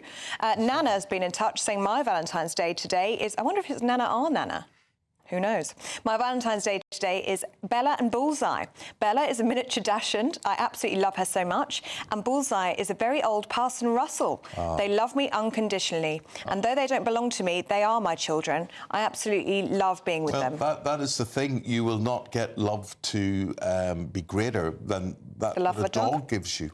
Shall I share what I shared with you yesterday and it almost made you cry? What did you share with me yesterday? I said... A sandwich. No. What? I said, and Coity, it got you as well, because you're a dog lover as well. Yeah. I said the reason why we love our dogs so much is because they only break your heart once, and that's when they leave you, when they die. Oh, that's... Oof. It's unconditional love. They never let you down. Today. I know, I'm sorry. Now listen, when it comes to Valentine's, do you remember the first time you ever got a Valentine and what it meant to you? And was it a mysterious Valentine? Did they declare who they were, or was there a big question mark as to who that was? Do you remember your first Valentine? Yes, and I never did find out who it was from. I think it might have been Nicola Baxter. I think it might have been when I was about 7, but I never did find out. Nicola? I remember... Was it you? I remember my first Valentine's. I was in primary school, and do you remember you used to have the plastic drawers that you'd put your post in? Do you remember that? I must have been in about year 4, so I must have been 7. Plastic hadn't actually been designed when we were at school, so... So I pulled out my plastic drawer, and there was a Valentine's Day card there, homemade. Do you know who it was? No, it just had a question mark. Love so from you had no idea? And I still don't know to this day. To this day. What about you, Eamonn? I married her. Yeah. Oh, that's so nice. Had, yeah. And did you give her the Valentine's Day card, or did she give you the Valentine's Day? She gave me the Valentine's Day card. Oh, did she? Yeah. Oh, I like very modern. Chasing, you know, wasn't Hold on, this is Eamonn Holmes we're talking about. Yeah, but you weren't Eamonn Holmes at that point, were you? I was always Eamonn Holmes. There we go. For better or worse, richer or poorer. Catherine Foster, let's go to Catherine. She's going to talk about today's political events. Hello, good morning to you, Catherine. Yes, good morning from Munich. It is snowing here very heavily, as you might be able to see. But behind me is where this horrific incident took place yesterday. If you just look over my shoulder, the white Mini drove from up there, came down into this protest, people protesting strike action. The Mini was driven down into the crowd. There were about 1,500 people here. We know that 30 of them at least have been injured. We know that a 2-year-old child is critically ill in hospital at the moment, and we also know that the driver of the white Mini was a asylum seeker, Farad N, who had come to Germany back in 2016 when there was that huge influx, wasn't there, of migrants into Europe. Angela Merkel, the Chancellor at the time, said, we can do this. Germany took, I think, over 1 million that year. His asylum claim was refused, and yet he was given, basically, he was allowed to remain in the country despite the fact that he had a record for drug offences and theft. We also know now that this is being investigated by counter-terror officers because Islamic messages were found on his computer. after this attack. The response here, of course, shock, of course, horror, but also how many times is this going to happen? Because Germany has seen a series of these attacks. It's only December when there was that horrific car drove into a Christmas market. 6 people were killed, 300 people were injured. In January, a 2-year-old boy and an adult were killed by another Afghan asylum seeker, a knife attack in Bavaria. The authorities saying something has to change in Germany. Catherine, we'll leave it there. Thank you very much indeed. We now go to Robbie Moore. Robbie is the Shadow Minister for Environment, Food and Rural Affairs. Robbie, and here we are ready to talk about all things politic on this Valentine's Day of all days. And the contrast is so awful, it's so depressing. I mean, you know, a day that should be about love and whatever, and all we could talk about is horrible incidents like that which happened yesterday in Germany, in the whole state of the world, and how depressing it all is. What about this security situation? We see a migrant causing this problem in Germany, and a lot of people are saying, well, we're going to be next. This is going to happen in the UK soon. Well, look, it's deeply, deeply concerning. In fact, an absolute tragedy what's happened in Munich. And as just has been reported by yourselves, this is yet again somebody who was known to the authorities, that had a history, that should not have been in the country in Germany. Investigations are obviously ongoing to find out why that individual was there. But this does raise a much bigger concern, not only to Germany, but obviously to people here in the UK, about how individuals are getting into countries, committing these horrific crimes, the very worst of which we've seen in Munich, and still being in a position of not having robust enough borders. And that's where we expect our government to get on top of it, but we also need to understand why these situations are happening on the continent as well. Can I ask you about Rachel Reeves? Because there's a new BBC investigation reporting that she was being investigated over expense claims in her previous job at a bank before she was an MP, and new claims now about her LinkedIn profile. She worked at the Bank of England, it would appear now, for 5.5 years rather than the 10 years that she has previously posted on LinkedIn, and also said in speeches as well. I was looking at the Ministerial Code, which was obviously updated by Sir Keir Starmer in November of last year, in which it says that ministers have a duty to be as open as possible with the Parliament and with the public, and that ministers have a duty to give accurate and truthful information to Parliament. Do you think Rachel Reeves has broken Ministerial Code, and if so, should she resign? Well, look, Rachel Reeves has absolutely got to come clean, not only on her previous CV references, but also on the reporting that's come out about her expenses. You know, this is the Chancellor who is in charge of every pound of taxpayers' money and how it is spent. But yet the BBC quite rightly have been reporting, and indeed others, that the expenses that the Chancellor had previously claimed, previously been involved in before she was MP at HBOS, is completely unsatisfactory. There seems to be a murkiness associated with this that needs to be uncovered. And the Chancellor needs to address this head on, because it is deeply concerning that you have got somebody who is in charge of every pound that the taxpayer is spending, but yet there seems to be a huge murkiness associated with previous expense claim, not least her previous CV. So yes, the Ministerial Code does need to be looked at. These are obviously issues that happened before she became an MP, but I do think it shines a light on the individual who is holding probably one of the most powerful positions in government. Robbie, one of your responsibilities is rural affairs, therefore farmers. Just looking at Keir Starmer yesterday, there he was announcing his house building programme, whatever, but the farmers turned up and he wouldn't speak to them. It would have been simple enough to say, look, boys, I'm here doing this and about the houses, whatever, but totally take into account what you're standing for, what you're worried about, what you're protesting about. But he didn't. He didn't make any attempt to speak to them at all. Mistake? An absolute mistake, because what we're not only seeing is the Prime Minister not engaging at all with our farming community, indeed many of those stakeholders like the CLA, the Tenant Farmers Association and many others, but also the Chancellor is refusing to have that level of engagement. I was doing a debate earlier this week on Monday where 148,000 farmers and indeed others within the wider rural economy had signed a petition in Parliament, but yet the farming minister didn't even turn up to that debate. Neither did Steve Reed as the Secretary of State. It was left to a junior Treasury minister to respond.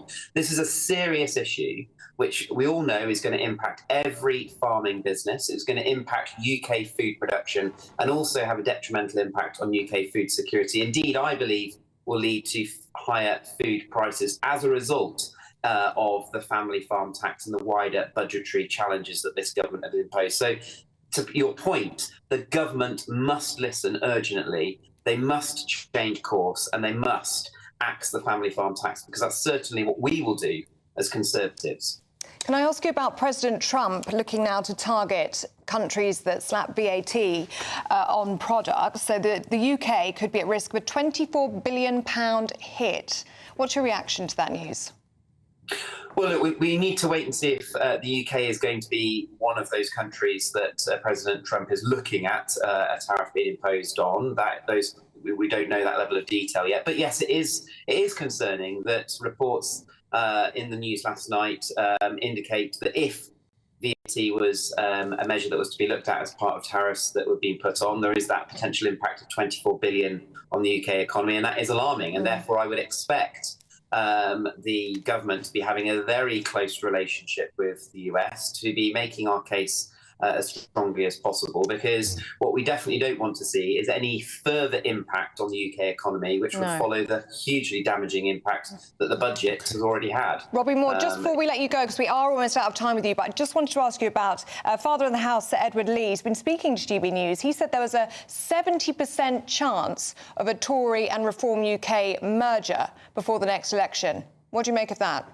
Well, I would absolutely say that the Conservative Party need to stand very strongly, as we are doing, on our core Conservative values. There should not be any deal or relationship, I don't believe, that should be built with Reform. We need to be standing on our own platform, uniting behind our leader in Kemi, and being able to take that case as Conservatives very strongly to the electorate, not only in the local elections that are coming up, but indeed any forthcoming general election back ahead in 28-29.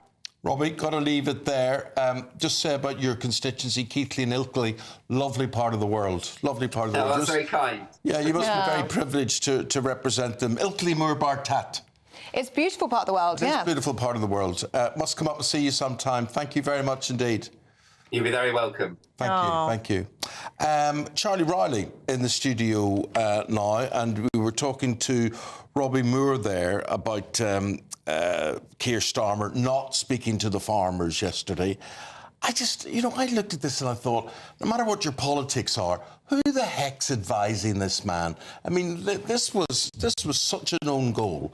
I just thought all he had to do was to show he's a man of the people, just say, boys, come back and talk about this housing thing. And lads, farmers, just to say this to you, we'll see you next week or whatever. But he didn't. He ran. Yeah, and I think during Prime Minister's questions, I think he was asked a question about the family farmers tax, and he sort of got up and said, look, farming is the #1 priority for this government. Didn't look like it, did it? So it obviously didn't look like it. And I think what's frustrating to a lot of farmers is that, look, everybody's got to pay their fair share of tax, and if there are problems in the economy, you need a bit more money, then it's got to come from somewhere. I think everybody accepts that. What I think is the massive frustration here is that there's a discrepancy between the government saying this is going to impact only a small handful of farmers, so about 500, the National Farmers Union are saying it's about 75,000 farmers. So there's such a huge discrepancy It's about there. legacy, it's about families, it's about what they carry on into the future. And it's not just a job and just about raising tax, it's about who actually curates this land, who looks after this land for the country. Exactly. And it might be an asset. So you might be asset rich, but you're cash poor, because it is a hell of a task to sort of wake up at the very small hours of the morning to go and plough the fields, to feed the cattle, to do whatever you need to do to make sure that actually you can get your product into the back of a van and it keeps us all fed and watered and well stocked up. So if you're having a nice Valentine's meal like one of your viewers there this morning, there wouldn't be any food on the shelf if there wasn't the farming community. Yeah.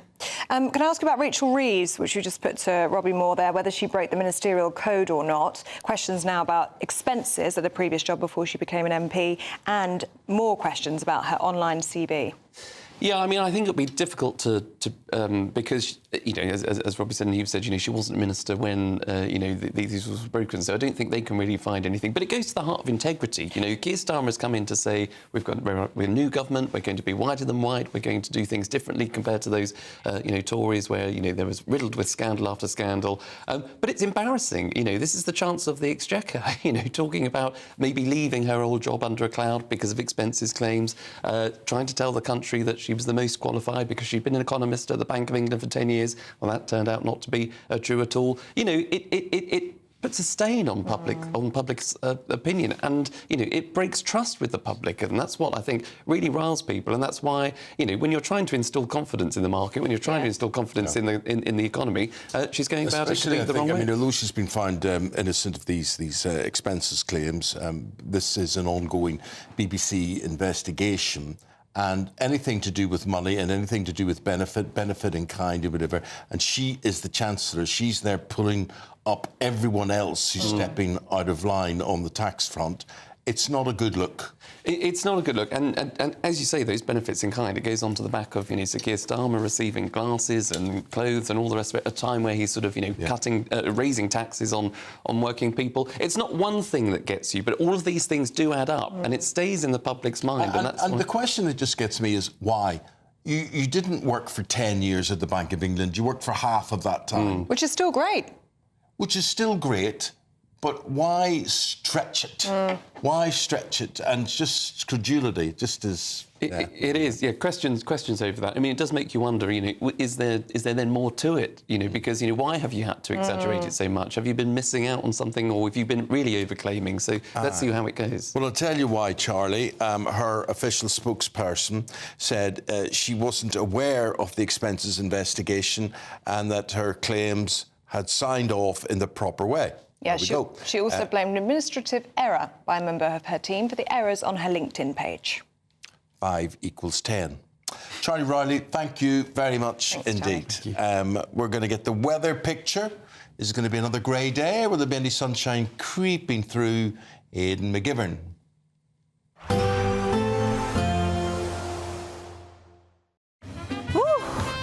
A chilly start will give way to a lovely, warm afternoon. Boxed heat pumps, sponsors of weather on GB News. Hello, a very good morning to you. Welcome to the latest update from the Met Office for GB News. It's a cold start out there for many of us, a frost in places, but also some sunshine. However, it is going to turn increasingly cloudy from the west, with rain in places. We're already starting off with rain across parts of Northern Ireland into the southwest of Wales and the southwest of England, where it is also cloudy and windy. And it's this weather that will tend to move eastwards erratically during the next couple of days. Also a lot of cloud across the east of the UK, but in between a slice of sunshine for central Scotland, northwest England, the Midlands and the southeast. Feeling pleasant enough in that sunshine, but it's still going to be feeling cold, especially to the east, where we've got the wind from the North Sea. Now we end the day with showers across the Northern Isles, patchy cloud here, but clear spells for much of central Scotland at least, away from the west and the east coast. It's going to be another frosty one overnight. And for northwest England, parts of the Midlands, this slice of clearer air is becoming narrower as cloud advances from the west, and that cloud giving outbreaks of rain for Wales and the southwest as well as Northern Ireland as we end the day. Now the cloud and the rain, as it moves across the Welsh mountains, could turn to freezing rain or even some snow in places. So a few slippery surfaces on higher ground of Wales by the start of Saturday. It then pushes into the Pennines. Again, freezing rain to start things off on Saturday over the hills. But the east, at least, is going to start off cold with a frost in places. And that means as the rain moves its way into parts of northern England and central Scotland, we are likely to see some sleet and snow in places, but it's going to be patchy and mostly settling over hills. Meanwhile, milder air is making inroads across western parts of the UK, so temperatures back to average for the likes of South Wales and the southwest, but it will continue to feel cold in the east. A nice bright morning will generate a lovely warm day, right through to the evening. Boxed Solar, sponsors of weather on GB News. I've never imagined that there can be this day, a day that love will find its way. Out of my heart and into your soul, these feelings I have are beyond my control. That's nice. Just love thoughts. Love thoughts on this Valentine. Going to keep providing them throughout the programme. It's lovely. Yeah. Very nice. Here's a love thought. The Great British Giveaway. Yeah. Imagine winning that. Have a go.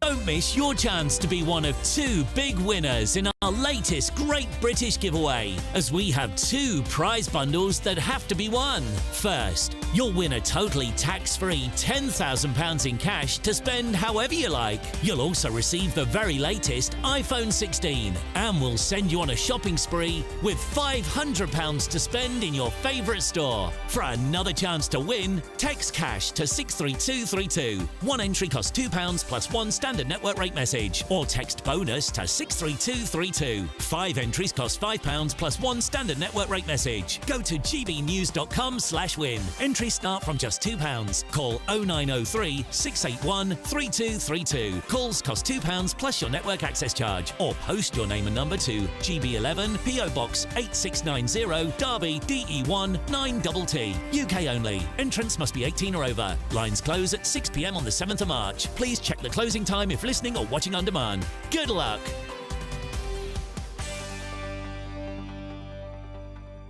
As long as the birds are singing, as long as the fish can swim, as long as the sun keeps shining, I will love you in the bright or dim.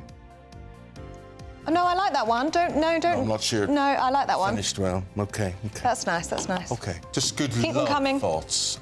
Do you believe in Valentine's Day? Do you practice Valentine's Day? Or is it all completely overrated? Yeah, we're going to be debating that next.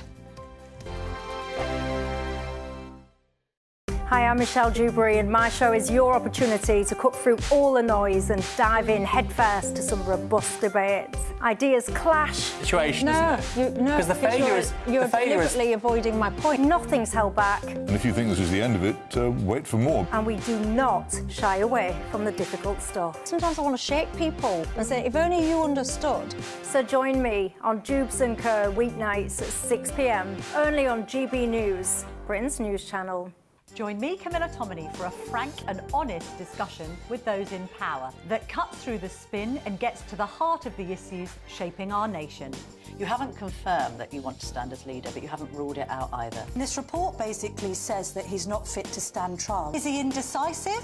Incompetent? I deliver the dose of reality Westminster needs. That's the Camilla Tominey Show at 9:30 every Sunday on GB News, the People's Channel, Britain's news channel.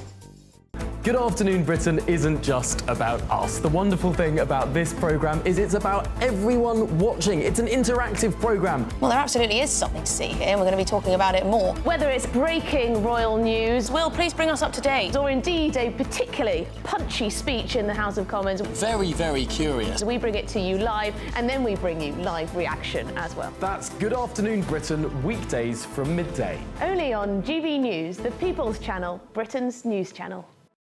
It's Patrick Christie's Tonight, and here we do things differently. It's explaining the absolute madness of this, doesn't it? It's explosive. I mean, this is very good. It's lively. 850. Your government sat there short and it did nothing. It's controversial. And the Middle East has been in turmoil since before I was born. It's everything you need to kickstart your evening. Everyone's had their Weetabix tonight. I love to see it. That's Patrick Christie's Tonight, weeknights from 9 p.m. Only on GB News, the People's Channel, Britain's news channel. Headliners on GB News 11 p.m. every night. It's got 3 top comedians going through the next day's newspapers so you don't have to read them, which is great. That's a good point. He's lying. I mean, maybe he's not lying. That's Headliners every night from 11 p.m. and 5 a.m. as well on GB News, Britain's news channel. I'm Christopher Hope. From pop stars to politicians, I'll interview anybody in a pub who's got a political opinion. Join me every Friday on Spotify, Apple Podcasts, YouTube or gbnews.com, or wherever you get your podcasts. This is GB News, the People's Channel. We're proud to be GB News, the People's Channel. And as you know, we always love to hear your views. Now, there's a new way of getting in touch with us at gbnews.com/yoursay. By commenting, you can be part of a live conversation and join our GB News community. You can even talk to me, Bev Turner, or any of the members of the GB News family.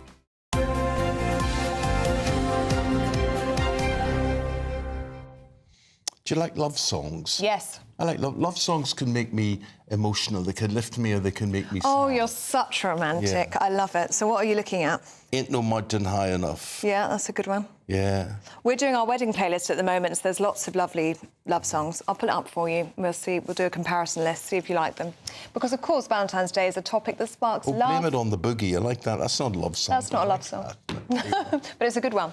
It sparks love, laughter, or maybe even some frustration. Not everybody loves Valentine's Day. OK, so do you still value love in the way that it's supposed to be valued on Valentine's Day? So affection, connection, all those things. But do you still embrace it with any passion, or do you think it's a load of old guff? We'll debate this. We're joined by psychotherapy and personal development coach Emiliana Silvestri, who hates Valentine's Day, and London's life coach Oluk Nina, who loves Valentine's Day. Very good morning, ladies, and a happy Valentine's Day to both of you. Emiliana, I think we have to start with you, please. Why do you hate Valentine's Day?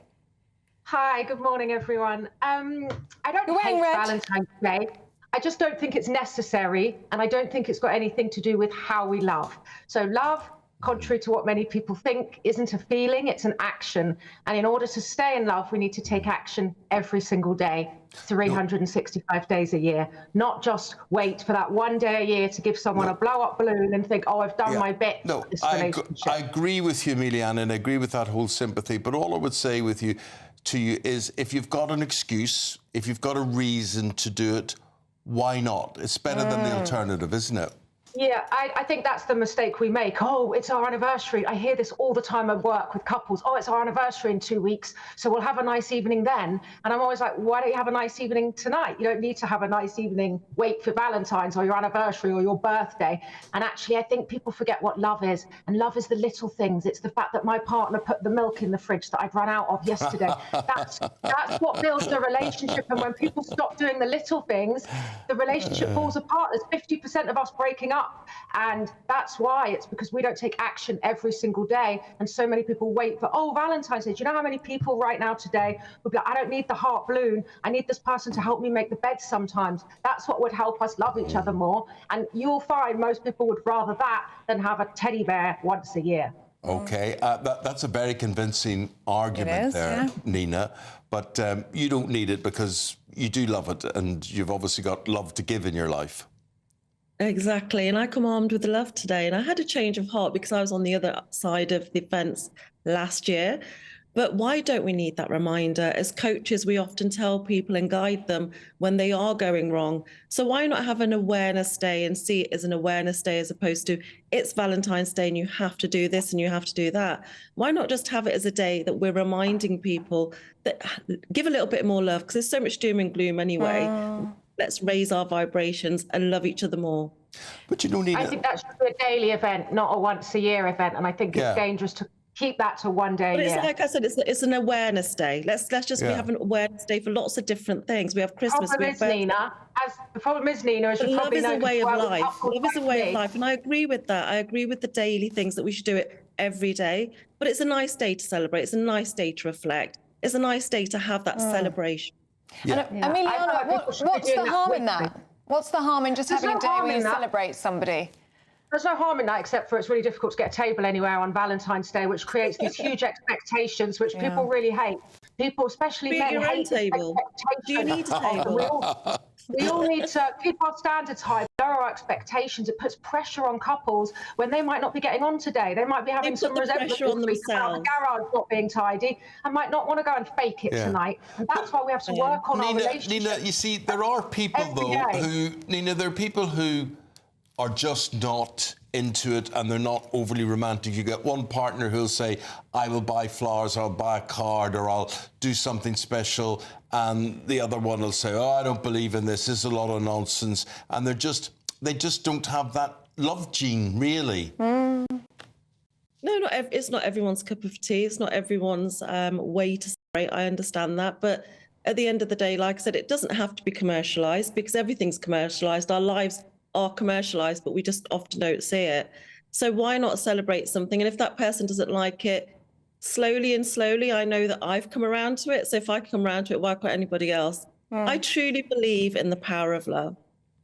Oh. Okay, ladies. So do I, but 365 days a year, not just one day a year. And also to understand, but we're talking about why not celebrate today. That's all good. That's really all good. Thank you very much, ladies. Thank you. Whoever you are, wherever you're listening from, wherever you're watching, I hope there is love in your life of whatever description.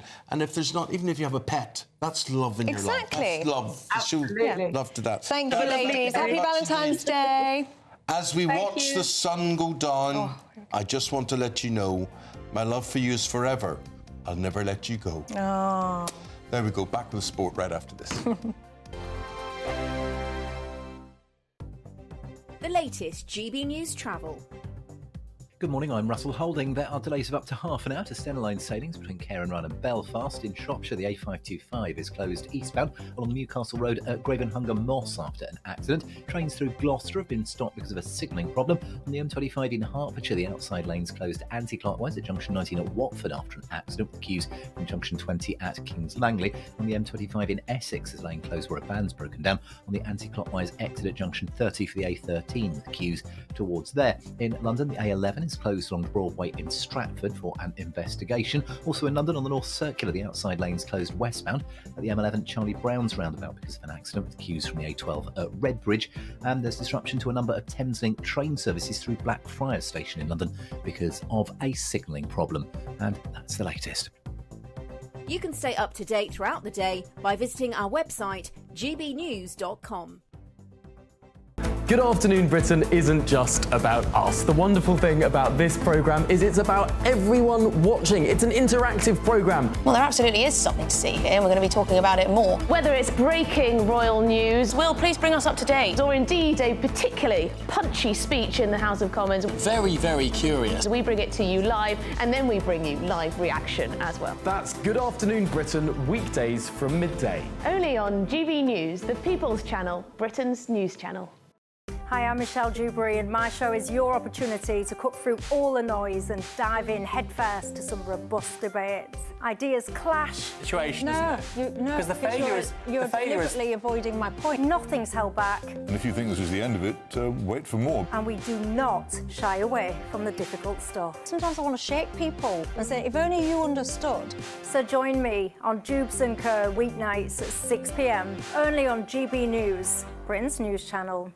Good Afternoon Britain isn't just about us. The wonderful thing about this programme is it's about everyone watching. It's an interactive programme. Well, there absolutely is something to see here, and we're going to be talking about it more. Whether it's breaking royal news, Will, please bring us up to date, or indeed a particularly punchy speech in the House of Commons. Very, very curious. We bring it to you live, and then we bring you live reaction as well. That's Good Afternoon Britain, weekdays from midday. Only on GB News, the People's Channel, Britain's news channel.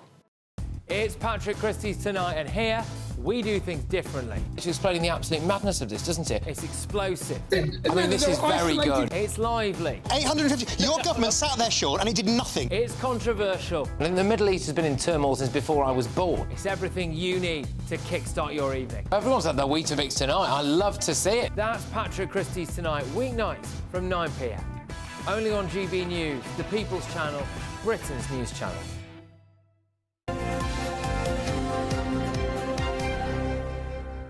Mr. Paul, let's get into love with the sport here. What do we love about sport today? We love everything about sport. You know, I thought it'd be nice for Valentine's Day. We'll show some loved-up sporting couples. Oh, interesting. Isn't that nice? Yeah, that's a nice idea. Can you think of any off the top of your head? Laura.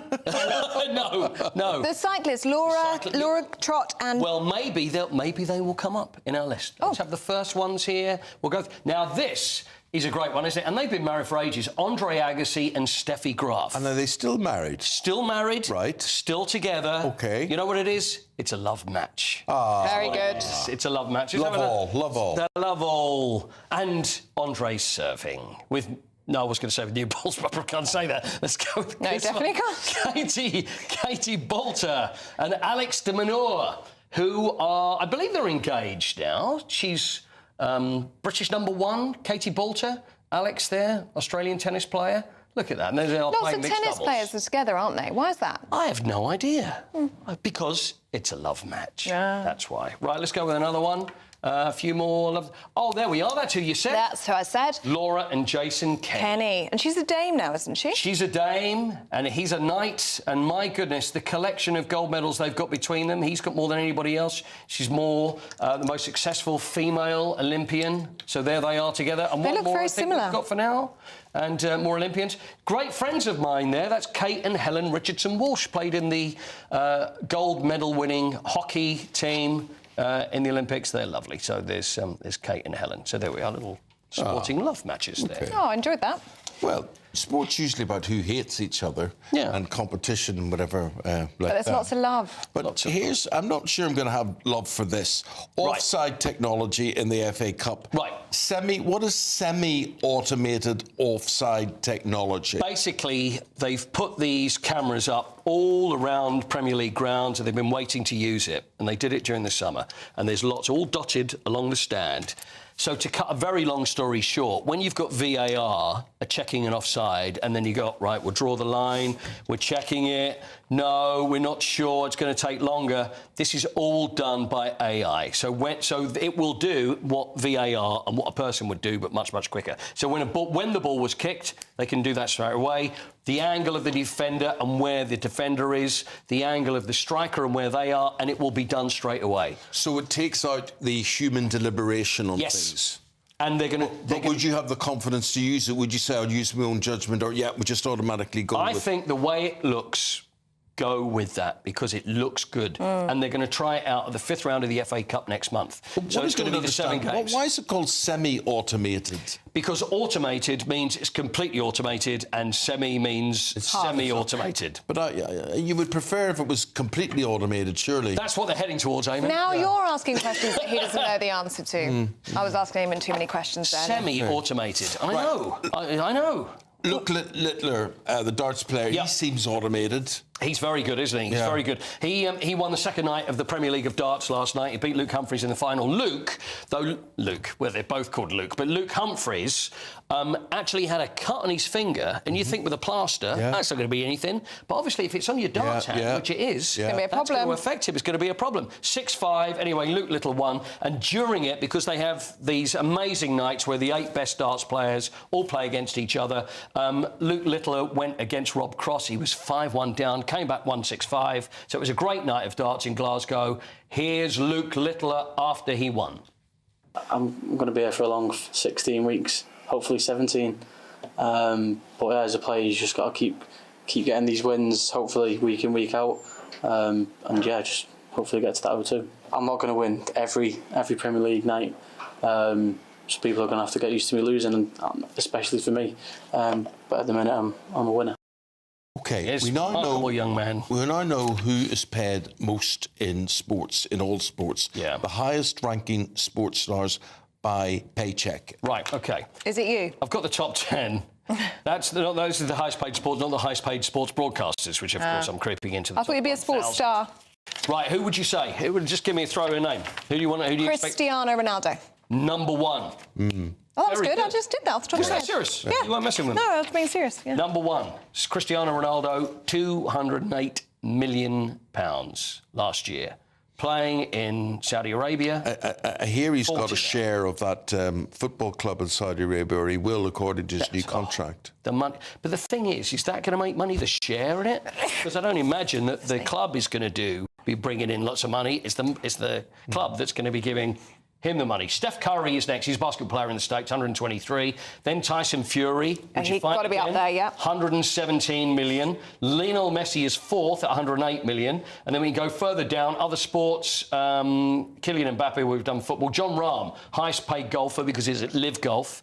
84.7 million for the golfer. Rory's on 63.9. Max Verstappen 60.9. Erling Haaland, highest paid Premier League footballer, 56 million. And Tiger Woods, although, to be honest, Tiger Woods is not very good these days, £49.7 million in the last year. Not bad. Nice work if you can get it. Very nice work if you can get it. Good man, Paul. See you again 40 minutes time. OK, good.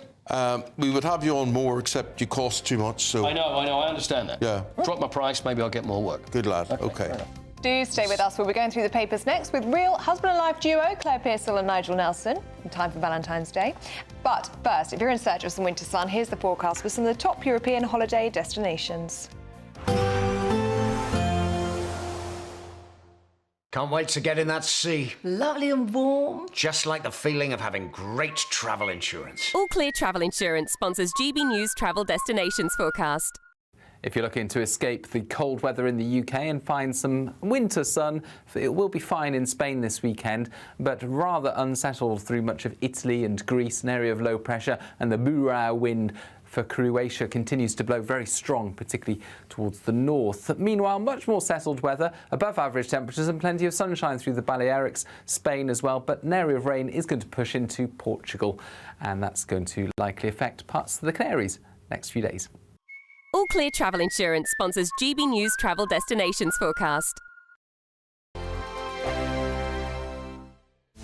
This is Britain's Newsroom, where your voice matters. It's just astonishing. With expert analysis and honest opinion, we don't just keep you informed. We bring you unique perspectives you won't see anywhere else. Can't argue with any of that. When the news happens, it happens here. On Britain's Newsroom, weekdays from 9:30 a.m. Only on GB News. Sunday with Michael Portillo from 11, only on GB News. Inside Number 9, stage/fight. So Inside Number 9, massive cult BBC 2 show. One half of the League of Gentlemen, so Steve Pemberton, Reece Shearsmith, they are the kind of creative geniuses behind all those sorts of shows. So it's weird, wonderful, macabre, sort of very, very black comedy. And this is their kind of farewell thank you to fans. It is such a niche show and such an extraordinary success already ticket-wise. It's virtually sold out. We're hoping it's going to actually extend. Stunning. So basically, it's 2 or 3 of their episodes mashed together. I haven't seen the show. Absolutely fine. So for me, it was actually just a revelation. Other friends have seen the shows and they were just ecstatically happy. The only new bit is an opening segment of about 10 minutes when the stage pulls back and we see seats facing up with a few people dotted around. It's the most fantastic play on terrible behaviour in theatre audiences. With one man getting increasingly annoyed and basically doing the things that we've possibly thought about but would never do, and all the misbehaviours meet gruesome ends. So don't try this at home. But, you know, certainly a couple of times you've been like, ah! The rest of the show, the first half is based on Bernie Clifton's dressing room. It's 2 old-time comedians reunited, very melancholy. Second half is a very gothic-y kind of Grand Guignol, sort of schlocky horror, eyeballs coming out of the face, paintings moving, and then there's a show within rehearsals. There's a ghost, brilliant riffs on everything that's been going on in the West End, handheld camera scenes, which they're mocking, and pop stars cranked into major theatre productions. I'm liking some of the satire you're describing here. It's so much fun. GB News, the People's Channel. In the GB Newsroom, we bring you the news as it happens. With our team of dedicated journalists across the UK, we're ready to keep you up to date with what's happening every half an hour, every single day. Bulletins here on GB News, the People's Channel, Britain's news channel. Join me, Nana Akwe, for an informative, interactive news programme with a difference. It's fun. No, he didn't say that, Dave. I'm so surprised. I think there's an element of truth to that. Join me from 3 p.m. every weekend, only on GB News, Britain's news channel.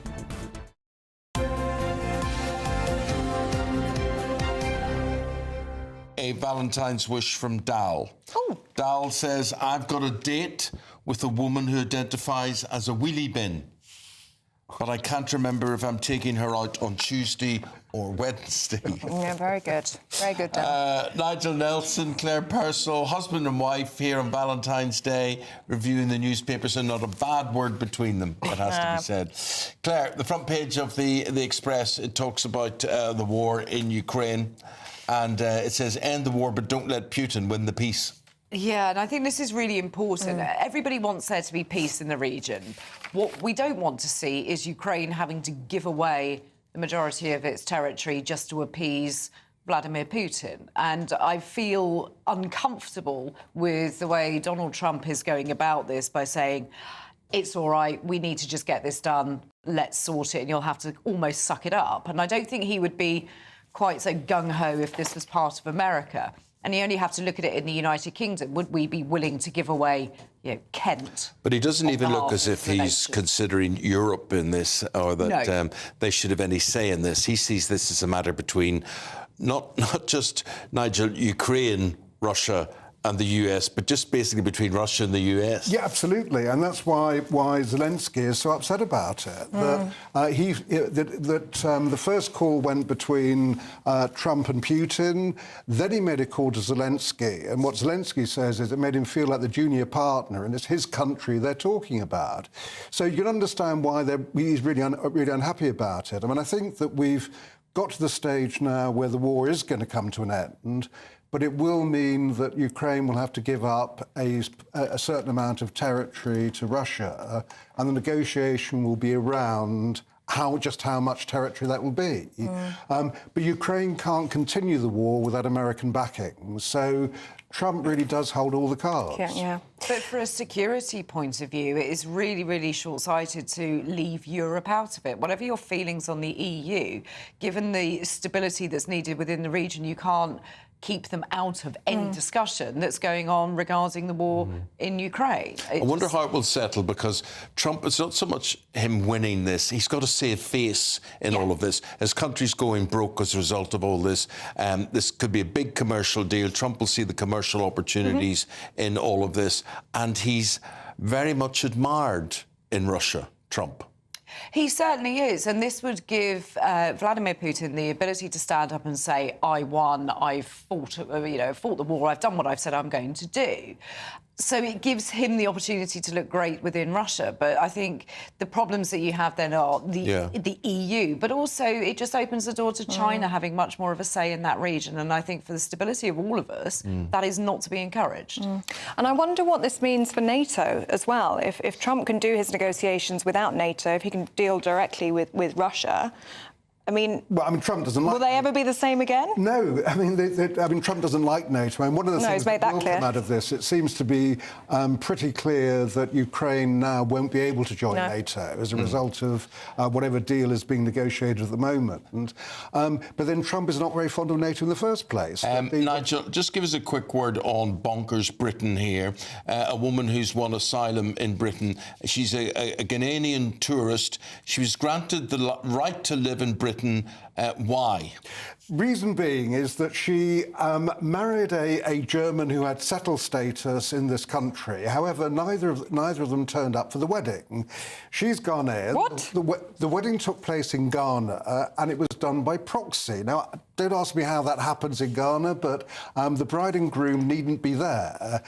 Because she'd been married then for 3 years to the German who had settled status in this country, she was allowed to live here. Well, I don't know. I just, when people see, I don't know how this is allowed, how it's allowed to stand. People know it's a nonsense. Stuff all this human rights and business and everything else it is. But there we go. Now, look, it is Valentine's Day. That is very, very important. And here is Elaine Graham. Good morning, Elaine, who is a beautiful florist, and she's created. Elaine, what have you created here for us today? It's beautiful. You have the epitome of Valentine's Day flowers. You've got a mix of gorgeous reds and pinks and white roses and some seasonal spring flowers in there as well. Lovely scented jasmine, but really pretty. Beautiful. It's like a florist's dream to receive something like that. And Elaine, do all colours of roses count today, or does it have to be red? They all count. I think just like love, it comes in all different shapes and sizes, and I think there is a rose for everybody, and it's not all red rose. So it gives you a lot more options. Elaine, times are tough out there. We've had quite a lot of people messaging in just saying flowers are so expensive. Is there anything that can be done on a budget? Absolutely. I would always opt for seasonal flowers. So a gorgeous bunch of English-grown tulips, British-grown tulips, would be my go-to. That's a sort of the same price as a coffee and a muffin, and you could get yourself a really pretty bunch. That's a good way of putting a coffee and a muffin. Yeah. Or you can have your tulips looking... Be selfless. Give up your coffee and your muffin in the morning. Yeah. Give up your breakfast. Don't go to the garage and buy a really half-dead bunch with a luminous blue flowers in it. Go to your florist, get some really lovely seasonal flowers. And Elaine, what is demand like this year?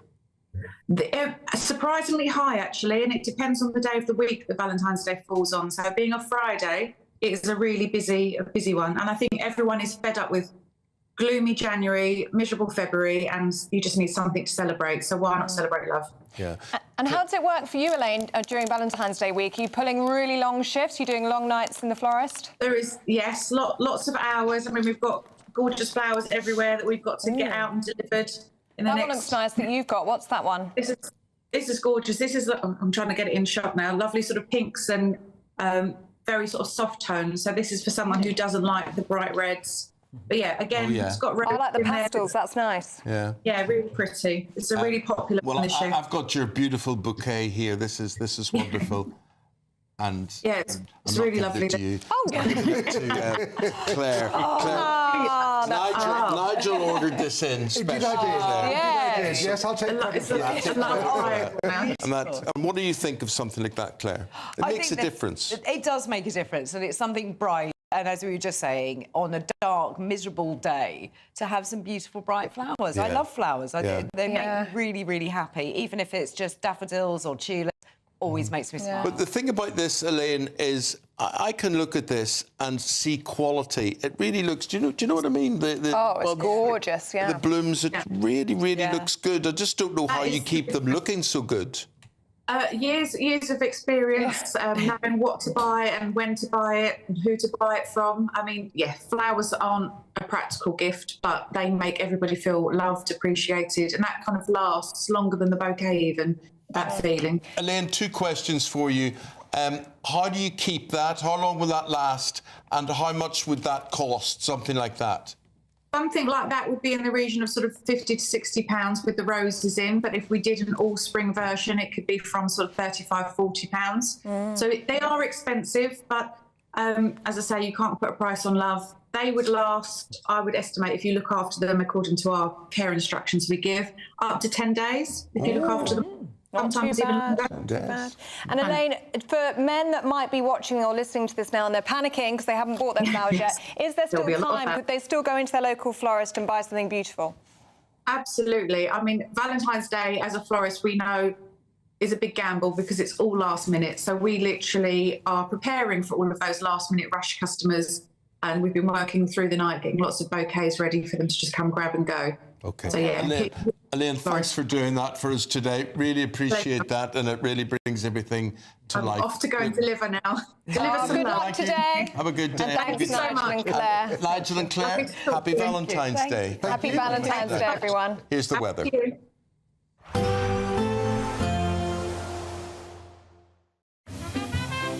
Heavy showers first thing will be followed by a warm, cosy day. Boxed boilers, sponsors of weather on GB News.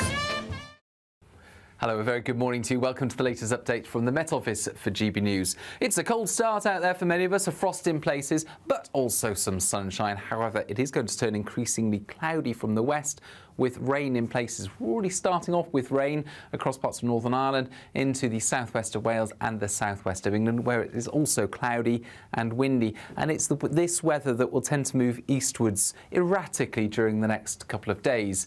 Also a lot of cloud across the east of the UK, but in between a slice of sunshine for central Scotland, northwest England, the Midlands and the southeast. Feeling pleasant enough in that sunshine, but it's still going to be feeling cold, especially to the east, where we've got the wind from the North Sea.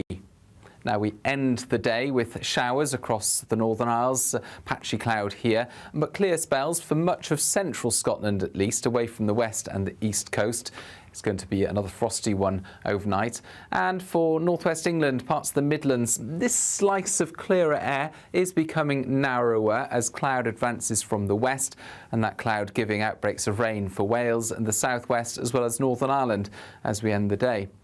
Now, the cloud and the rain, as it moves across the Welsh mountains, could turn to freezing rain or even some snow in places. So a few slippery surfaces on higher ground of Wales by the start of Saturday. It then pushes into the Pennines. Again, freezing rain to start things off on Saturday over the hills. But the east, at least, is going to start off cold with a frost in places. And that means as the rain moves its way into parts of northern England and central Scotland, we are likely to see some sleet and snow. Expect a warm front moving from the kitchen. The latest GB News travel. Good morning, I'm Russell Holding. There are delays of up to half an hour to Stena Line sailings between Cairnryan and Belfast. In Shropshire, the A525 is closed eastbound along Newcastle Road at Gravenhunger Moss after an accident. Train services are suspended between Gloucester and Bristol Parkway, Swindon and Worcester Shrub Hill because of a signalling problem. Also in Gloucestershire, the A38 is closed along Bristol Road between Claypits and Cambridge after an accident. On the M25 in Hertfordshire, there's a lane closed anti-clockwise at junction 19 at Watford after an accident, taking half an hour in queues from junction 21 for the M1. In London, the A11 is closed on the Broadway in Stratford for an investigation. There's disruption to a number of Thameslink train services through Blackfriars Station in London because of a signalling problem. And in Devon, the A30 is blocked westbound by an accident between Stopford Cross and the Lifton Down junction. You can stay up to date throughout the day by visiting our website, gbnews.com. Don't miss your chance to be one of 2 big winners in our latest Great British giveaway, as we have 2 prize bundles that have to be won. First, you'll win a totally tax-free £10,000 in cash to spend however you like. You'll also receive the very latest iPhone 16, and we'll send you on a shopping spree with £500 to spend in your favourite store. For another chance to win, text cash to 63232. One entry costs £2 plus 1 standard network rate message, or text bonus to 63232. 5 entries cost £5 plus 1 standard network rate message. Go to gbnews.com/win. Entries start from just £2. Call 0903 681 3232. Calls cost £2 plus your network access charge, or post your name and number to GB11 PO Box 8690 Derby DE1 9TT. UK only. Entrants must be 18 or over. Lines close at 6 p.m. on the 7th of March. Please check the closing time if listening or watching on demand. Good luck! Headliners on GB News 11 p.m. every night. It's got 3 top comedians going through the next day's newspapers so you don't have to read them, which is great. That's a good point. He's lying. Maybe he's not lying. That's Headliners every night from 11 p.m. and 5 a.m. as well on GB News, Britain's news channel. We're proud to be GB News, the People's Channel, and as you know, we always love to hear your views. Now, there's a new way of getting in touch with us at gbnews.com/yoursay. By commenting, you can be part of a live conversation and join our GB News community. You can even talk to me, Bev Turner, or any of the members of the GB News family. I'm Christopher Hope. From pop star to politicians, I'll interview anybody in a pub who's got a political opinion. Join me every Friday on Spotify, Apple Podcasts, YouTube or gbnews.com, or wherever you get your podcasts. This is GB News, the People's Channel.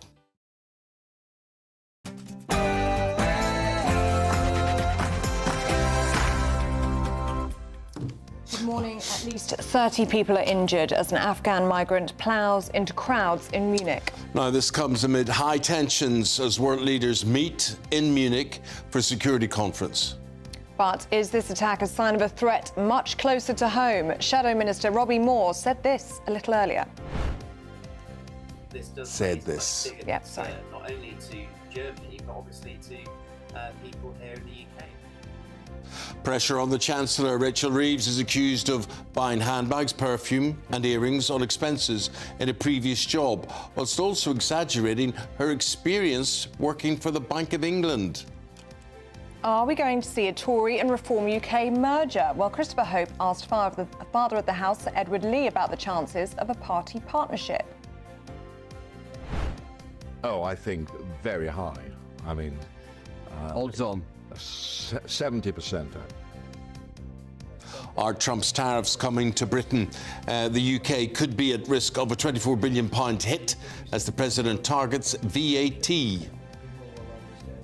Vowing to keep fighting in her daughter's memory, our reporter Sophie Reaper sits down with the mother of Samina Halliwell, who overdosed on prescription medication after she felt she wasn't listened to following reporting being raped. Happy Valentine's Day. Is today important to you? Is there love in your life, or have you lost the lust for it? We will be debating that later. And one Chilean kayaker has had this lucky escape from the jaws of a whale. We'll bring you the full clip in just a moment. Maybe he thought he was a big piece of plankton. Is that possible? Well, he spat him straight back out. Oh, did he? Probably didn't taste very nice. In the sport, Arne Slot may get a touchline ban for getting sent off on Wednesday, but he might not. Keely Hodgkinson has pulled out of the Keely Classic, where she was attempting to break the indoor 800-metre record, which is now, I guess, the Keely-less Classic for the weekend. And finally, an incredible rugby league record was set in Wigan last night. It's a cold start to the day with some wintry weather expected during the next few days. We see rain, sleet, snow, or even some freezing rain. I'll have the full details coming up very soon. On this Valentine's Day, a very good morning to you. I'm Eamonn Holmes. I'm Ellie Costello, and this is GB News Breakfast.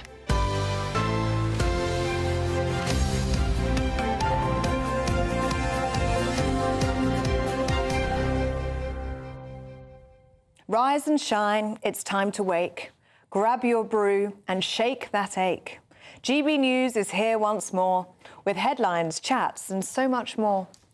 On this day of love and cheer, we bring the news both far and near.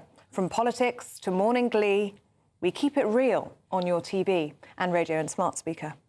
So don't ruin it. So whether single, hitched or free, have a cuppa, stay with me. Oh. Through the stories, truth and light, happy Valentine's Day. Keep it bright. Oh, that's lovely. Oh, That's really nice. That's very lovely. Yeah. Who wrote that? AI wrote that What, for a us. computer- Oh, no, a computer really? wrote Computer that? wrote that for Are you us. serious? Yeah, we said, can you write a Valentine's Day poem from GB News, please?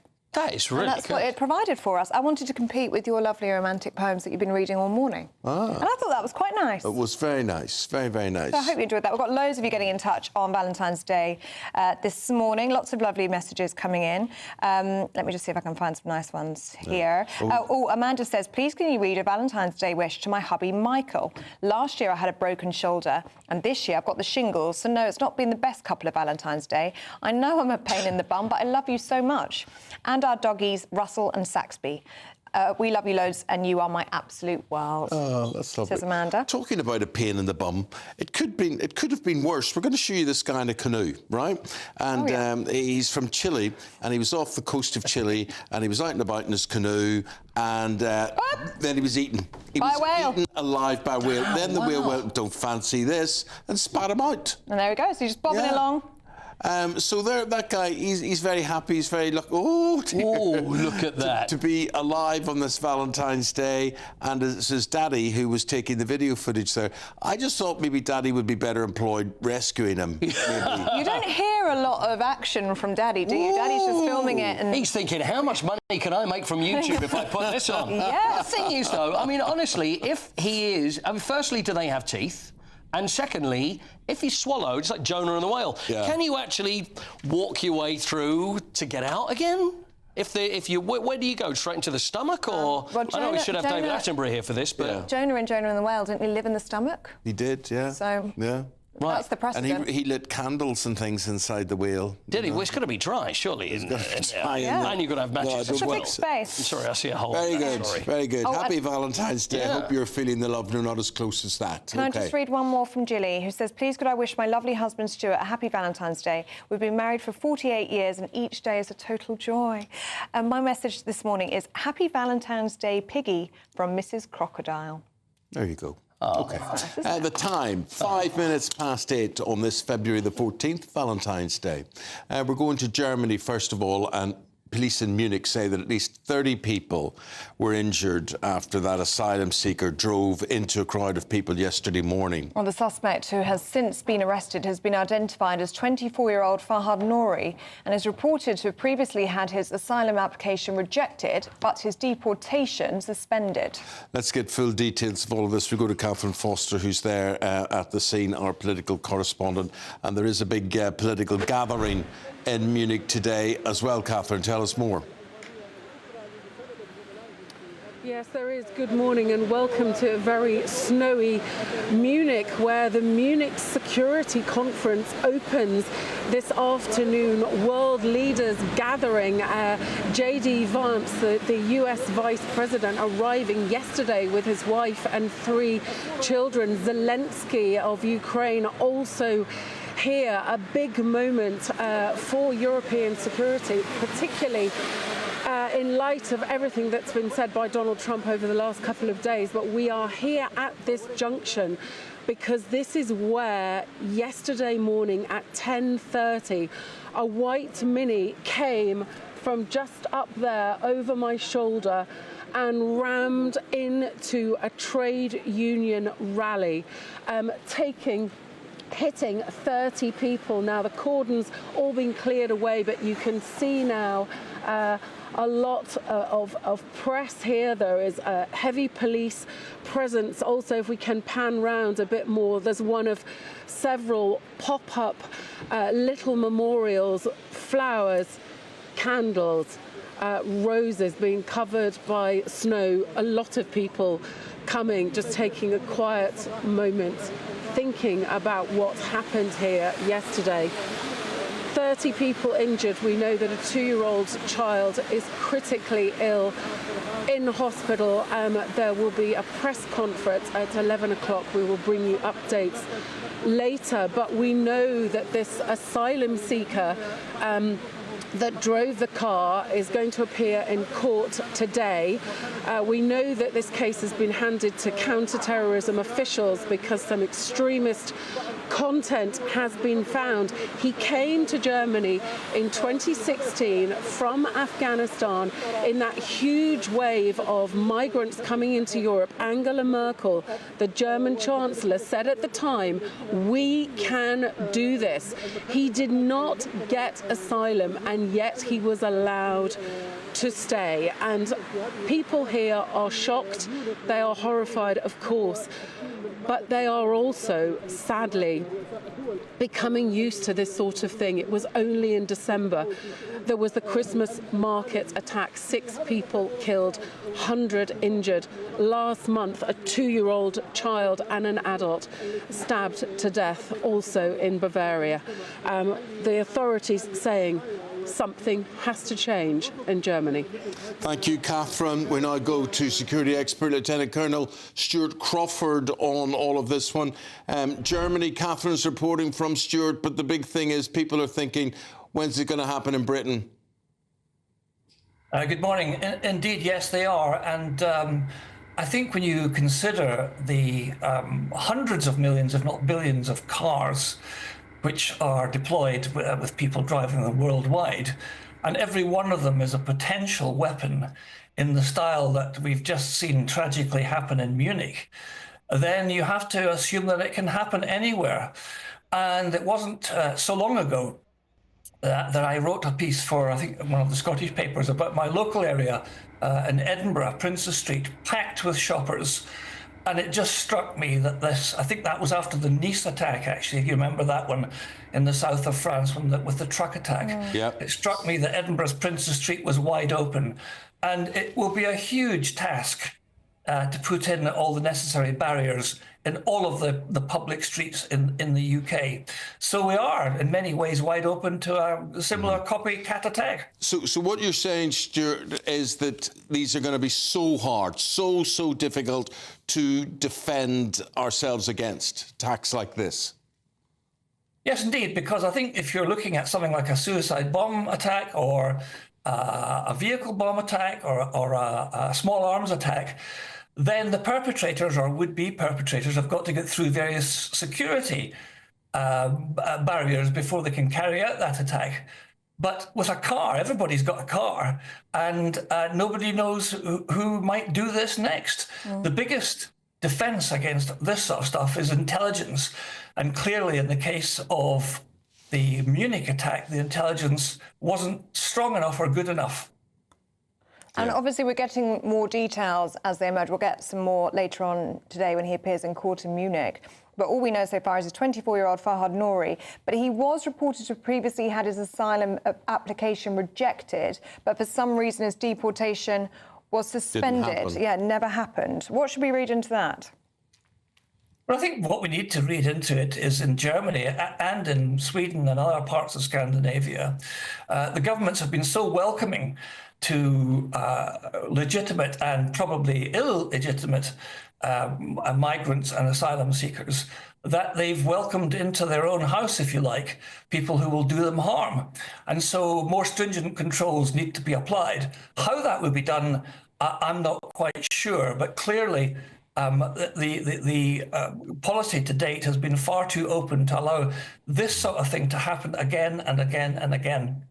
Stuart Crawford, we'll leave it there. Thank you very much indeed for your analysis of that situation. In the studio, Charlie Rowley, political analyst on this, and Stuart's talking about people who apply for asylum coming here and and then carrying out an act like this. I mean, I think that once you've been accused of something like this, once if that's proven true, that he drove into all of those people, they should throw the book at him. They should double his sentence for that situation. Why have we got to put up with this sort of nonsense?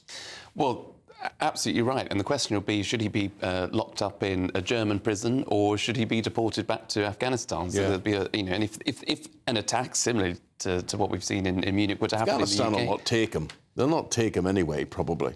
Well, I think the German authorities have said that they've tried to have even though they don't sort of talk to Afghanistan particularly closely, but they've tried to get lots of people that have entered into Germany illegally back to Afghanistan. But we in the UK have had an open sort of process with people coming from Afghanistan, just as we did for Syria, just as we had for Ukraine. So there's obviously, because of the wars that we've taken part in Afghanistan, there's an obligation, I suppose, from our point of view, to help those that are fleeing those conflicts. However, it is the people that slip through the net, or the people that blatantly apply for asylum when they're not fleeing refuge. If they're coming in on the small boats, and they tend to be not women and children fleeing conflict, they're men of a particular age, 30s, 20s, even younger, maybe in their late teens, who don't necessarily need to flee conflict, but do enter the country and claim asylum.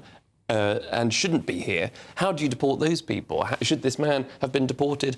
He probably should have been. If he's committed a crime in Germany whilst even having an approved status, an approved refugee settled status, he should be deported. Charlie, can we talk to you about Rachel Reeves? Questions about her expenses at a previous job at a bank before she was an MP, talking about her buying handbags and earrings on expenses. Questions too about her CV, her online CV. She claims she worked at the Bank of England for 10 years, might be closer to 5 years. Earlier we spoke with the Minister, Peter Kyle, who actually defended the Chancellor. Let's have a listen. No file passed her desk. She was totally unaware of it, that there was no investigation that she was aware of. Rachel Reeves has said that there was none of that. And on the CV thing, she's apologised that somebody who works for her did an account for her on LinkedIn, and there was a 6 or 9 month discrepancy. Well, Williams says it looks like Rachel Reeves has found another black hole, which is her expenses claims. And Matt has been in touch saying we need Claude Littner from The Apprentice to interview Rachel Reeves on her CV. That would be absolutely hilarious. What do you make of it, Charlie? Well, I don't think you should pass that process particularly well. But the first thing to say is I think if you're a minister or whatever position of responsibility, you don't blame your staff for whatever is on her LinkedIn. She would know that that is a very public-facing bit of information online that anybody can access. You would have absolutely needed to have approved that before it goes online in full view of the public, particularly if you're going to become the Chancellor of the Exchequer. So I think to blame staff, that's not a good look. And she said it herself in speeches to businesses that she worked at the Bank of England for the best part of a decade, she said. Time and time again during the general election campaign, I worked at the Bank of England for a decade. I've been an economist here. The economy is in safe hands with me. And so to wake up this morning, number 10 and number 11 and the whole government with another set of headlines, embarrassing as it is, about how she might have left under a cloud through expenses, over-claiming expenses while she was at the bank. An investigation obviously took place while she was there. You know, it is just one of those things where the barnacle on the boat start to add up, and it sort of drags you down into the bottom of the ocean, really, or into the depths where the public just doesn't trust you anymore. And that's really counter to what the Prime Minister, Sir Keir Starmer, came in to say, that we're going to clean up the mess of politics. Yeah. What can she do to reinvent herself, to enhance her reputation, which is consistently on a downward curve? Well, the first one, I think, is to be honest and be open about, who you are, what you've done, because there will still be questions. Is she going to see out 5 years as Chancellor? I think the only way that she'll do that is if the economy does start to grow, because, of course, as well as saying all of the things that she said that she was qualified to do as Chancellor, the number one mission of this government is getting growth. And when you see the Bank of England downgrading growth, when you see, obviously, the number of businesses suffering through the introduction of national insurance contributions... Charlie, she knows that. You know that you're going to hit the economy come April when these national insurance charges come in for employers. Why doesn't she just stop them? Why doesn't she just say, right, bad idea, we're not now going to do this? Well, I think that's a very good question. And, she will have to, I think, at April, at March, come the next budget, she will have to set out, because I think we're now in recession. I think most economists recognise now that she's talked down the economy so much, saying how terrible it was under the last government. And these tax changes don't even come in till April. The tax changes haven't come in yet, so the lack of confidence in the markets, lack of confidence in business, and so that's why she's now changed tack to try and be more, dare I say it, Donald Trump about it, to try and be more enthusiastic about growth, but it's not working at the minute. So she's on a very, very sticky wicket. I don't think it works to have someone else speak for your right of reply, which she's given us, and it's a spokesperson for Rachel Reeves who said she wasn't aware of the expense investigation, which is fine and I'm sure true and whatever, but she's got to have, I think she's got to be saying this herself, not a spokesperson, and that her claims that she had signed off in a proper way. She also blamed an administrative error by a member of the team for errors on her LinkedIn page. So, should she have said that herself? Yeah, I think so. I think you've got to face the music when you're sort of, front page news about your CV and about your previous... Yeah. You've got to front it up and say, no, these claims are totally bogus, or I wasn't aware, but, everything's been signed off in the proper way, and I'm getting on with the job of being Chancellor and growing the economy. Charlie Rowley, may the love be with you today. Happy Valentine's Day. You got any plans for Valentine's Day, Charlie? Surprisingly not, no. So that doesn't surprise me. There'll be a flurry of messages now of people wanting to take you. Well, that's very kind, but I used to get a Valentine's Day card every year when I was a child. Honestly, I did. I used to, until I discovered that the handwriting of this Valentine's Day card was very similar to Santa's every year. And then I obviously realised that it was my mum every year sending me a card. But of course, Santa's real. Oh, well, of course, yes, absolutely. Very good. But happy Valentine's Day. Charles, always a pleasure. Thank you very much indeed. Thank you. Now, almost 90 minutes past 8, let's get a check on the weather with Aidan McGibbon.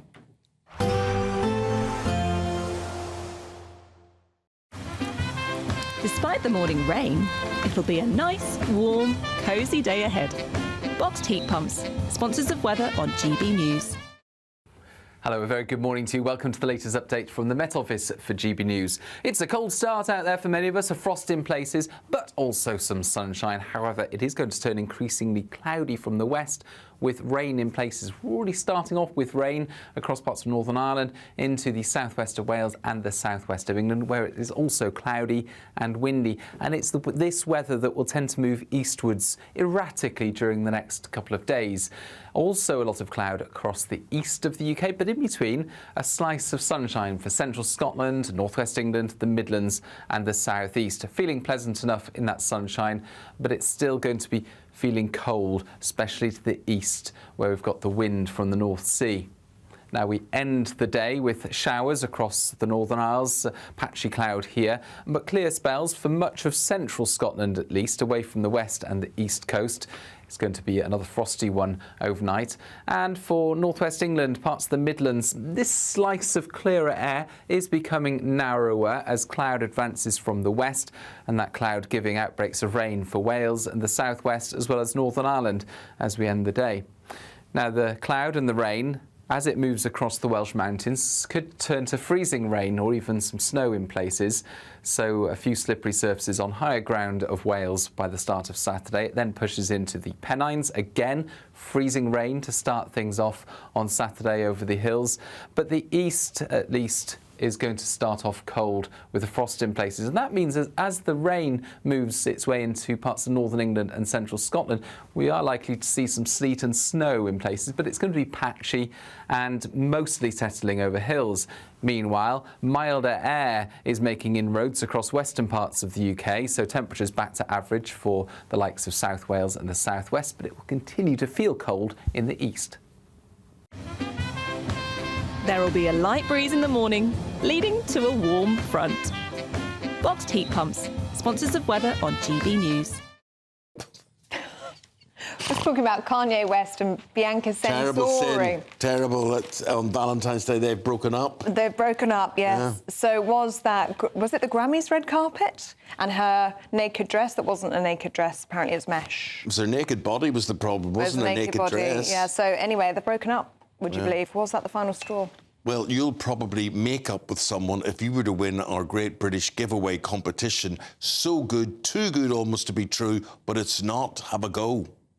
Don't miss your chance to be one of 2 big winners in our latest Great British Giveaway, as we have 2 prize bundles that have to be won. First, you'll win a totally tax-free £10,000 in cash to spend however you like. You'll also receive the very latest iPhone 16, and we'll send you on a shopping spree with £500 to spend in your favourite store. For another chance to win, text cash to 63232. One entry costs £2 plus one standard network rate message, or text bonus to 63232. 5 entries cost £5 plus one standard network rate message. Go to gbnews.com/win. Entries start from just £2. Call 0903 681 3232. Calls cost £2 plus your network access charge, or post your name and number to GB11 PO Box 8690 Derby DE1 9TT.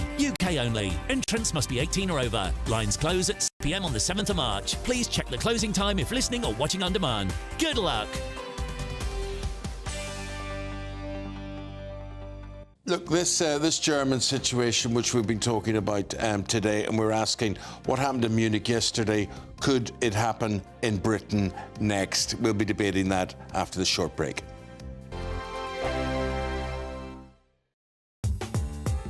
I'm Christopher Hope. From pop star to politicians, I'll interview anybody in a pub who's got a political opinion. Join me every Friday on Spotify, Apple Podcasts, YouTube or gbnews.com, or wherever you get your podcasts.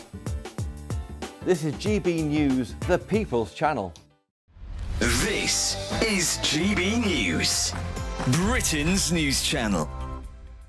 Well, joining us in the studio now is Chia Eaglin and Erin Cobb from Clark's Farm Greyhound Rescue, who have brought along 2 very special guests. This is Duchess. So Duchess is the one I'm stroking. This is Duchess, isn't it? Our lady, joining us this morning. And then over there is Vieira. Vieira's a chap, isn't he? And Duchess is a lady.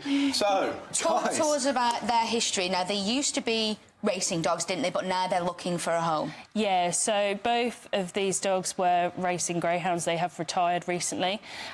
So now we are getting them ready and prepared to go into a forever home, essentially. So anyone watching, make sure you get on the Clark's Farm website later on today, because these guys are up for adoption. And I mean, and they are very cute. Look how gorgeous. Look how well behaved they are as well. They were a little bit excited when they came in because it's their first time on TV, and they wanted to make a good impression. They did. Now they're both looking, aren't they? They know what's up on here. Now, talk to us about greyhounds as a breed. If anyone was going to adopt a greyhound, what would they expect? I'd say the first thing is couch potatoes. They are the most lazy dog ever. Really? You wouldn't expect that because of the background? Everyone has this massive misconception that they need loads of exercise, loads of walks, but they are actually, quite happy with 2 20-minute walks a day. They are so laid back. Yeah. Easy. That's as long as they're able to have their moments of madness, zoomies, they do get the sillies, of course. But once they've had that, they are so happy to just chill out on the sofa with you. Usually, they've all got different personalities. and it's just great to see, even though some of them... She's just perched on the back of your head. Dustin's going to fall asleep. You're on TV, Dustin. She's watching. GB News, the People's Channel. In the GB Newsroom, we bring you the news as it happens. With our team of dedicated journalists across the UK, we're ready to keep you up to date with what's happening every half an hour, every single day. Bulletins here on GB News. The People's Channel. Britain's news channel. This is Britain's Newsroom, where your voice matters. It's just astonishing. With expert analysis and honest opinion, we don't just keep you informed. We bring you unique perspectives you won't see anywhere else. Can't argue with any of that. When the news happens, it happens here. On Britain's Newsroom, weekdays from 9:30 a.m. Only on GB News.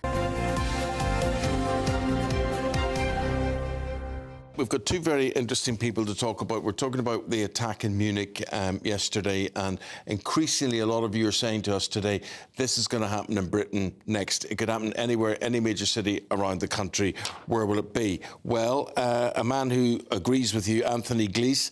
Anthony is a security intelligence professor from Oxfordshire, and then former British Army spokesperson Mike Shearer says, no, it'll be too tough, it couldn't happen. Gentlemen, lovely to see both of you. Let's debate this. Anthony, why do you think we're open to this? Well, I think we're open to it for a very specific reason, which is that in the 24, 25 years we've had to deal with Islamist terror attacks in the United Kingdom. The first one was in 1999.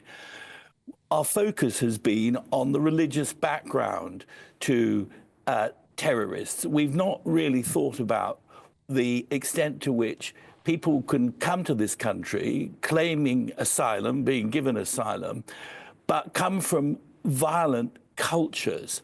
And what seems to be the case in Germany is that in the latest Munich attack, for example, there's no specific evidence that the person involved was an Islamist, but there's plenty of evidence that he was an Afghani failed asylum seeker, but allowed to remain legally in Germany. The culture of violence that came from his background has shaped his mental thinking.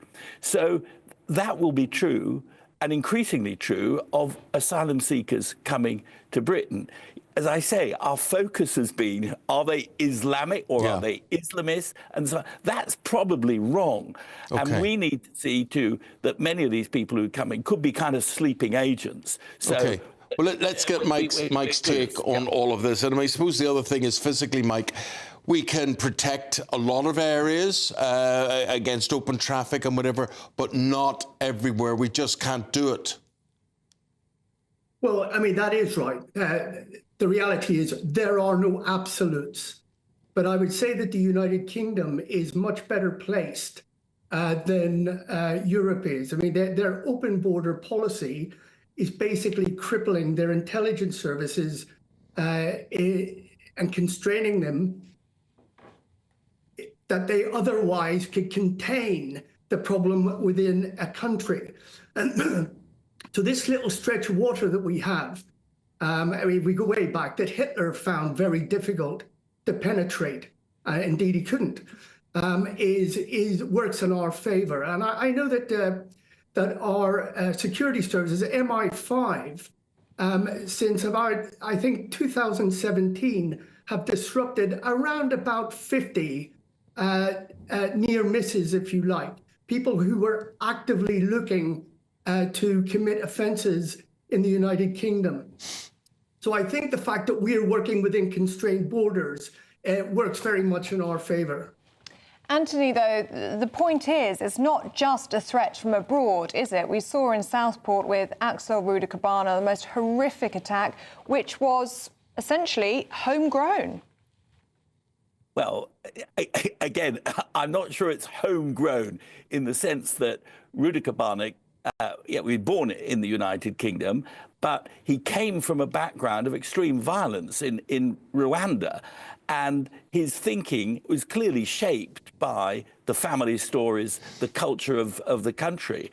And the idea that we're immune from the sort of attacks we're seeing in Germany because we have safe borders, it would be a wonderful thing. And people like me are very concerned about the Channel crossings, because we don't know who these people are when they come here. But above all, it implies that the borders of this country are not secure. And as I've said before, in my opinion, now the situation is so serious, we shouldn't be welcoming people with lifeboats when they come to Britain. They should be popped into warships and taken back to France. Mike, and if the French just don't briefly, like it, we'll stop buying their cheese. Mike, I think we have to be You're not saying if these attacks will take place, you're just saying when they're going to take place. When, yes. And Germany has a problem. People like me got into a lot of trouble pointing out in 2015 when Angela Merkel took in over 1 million people into Germany without anyone having the first idea of who they were. And we said this is madness. But people said, oh, Mike, no. Final word to you, Mike. Give us some reassurance. Well, first of all, I agree with most of what was said there. I do. But I would just say that I didn't say we were immune to it. But for some reassurance, we are on a moderate state. That is the second level. There are 5 states, the 5th one being the highest. We're on level 2. So I think we need to take some reassurance from MI5 in their assessments and intelligence on that one. Gentlemen, pleasure talking to you both. Thank you very much indeed for your analysis and views. Appreciate it. Thank you. Do stay with us. Still to come, Paul Coit will be here with all your latest sports news. That's next. The latest GB News travel. Good morning, I'm Russell Holding. In Gloucestershire, the A38 is closed in both directions between Claypits and Cambridge after an accident. A number of train services through Gloucester are suspended because of a signalling problem, with no service between Gloucester and Bristol Parkway, Swindon, Worcester Shrub Hill, Lydney, Cheltenham Spa and the Severn Tunnel junction. On the M25 in Hertfordshire, there are anti-clockwise queues from junction 21A for the M1 south to 19 at Watford after an accident. In London, the A11 is closed in both directions along the Broadway in Stratford for an investigation. On the M25 in Surrey, there's a lane closed anti-clockwise where someone's broken down at junction 10 for the A3 with queues from junction 11 at Chertsey. And on the M26 in Kent, it's taking nearly half an hour in queues approaching the M25 because of roadworks. And that's the latest. You can stay up to date throughout the day by visiting our website, gbnews.com. Join me, Camilla Tominey, for a frank and honest discussion with those in power that cuts through the spin and gets to the heart of the issues shaping our nation. You haven't confirmed that you want to stand as leader, but you haven't ruled it out either. This report basically says that he's not fit to stand trial. Is he indecisive? Incompetent? I deliver the dose of reality Westminster needs. That's the Camilla Tominey Show at 9:30 every Sunday on GB News, the People's Channel, Britain's news channel. It's Patrick Christie's Tonight, and here we do things differently. It's explaining the absolute madness of this, doesn't it? It's explosive. I mean, this is very good. It's lively. 850. Your government sat there, Sean, and it did nothing. It's controversial. And the Middle East has been in turmoil since before I was born. It's everything you need to kickstart your evening. Everyone's had their Weetabix tonight. I love to see it. That's Patrick Christie's Tonight, weeknights from 9 p.m. Only on GB News, the People's Channel, Britain's news channel. Headliners on GB News 11 p.m. every night. It's got 3 top comedians going through the next day's newspapers so you don't have to read them, which is great. That's a good point. He's lying. Maybe he's not lying. That's Headliners every night from 11 p.m. and 5 a.m. as well on GB News, Britain's news channel. Join me, Nana Okoye, for an informative, interactive news programme with a difference. It's fun. No, he didn't say that, though. I'm so surprised. I think there's an element of truth to that. Join me from 3 p.m. every weekend, only on GB News, Britain's news channel. We're proud to be GB News, the People's Channel. And as you know, we always love to hear your views. Now, there's a new way of getting in touch with us at gbnews.com/your say. By commenting, you can be part of a live conversation and join our GB News community. You can even talk to me, Bev Turner, or any of the members of the GB News family.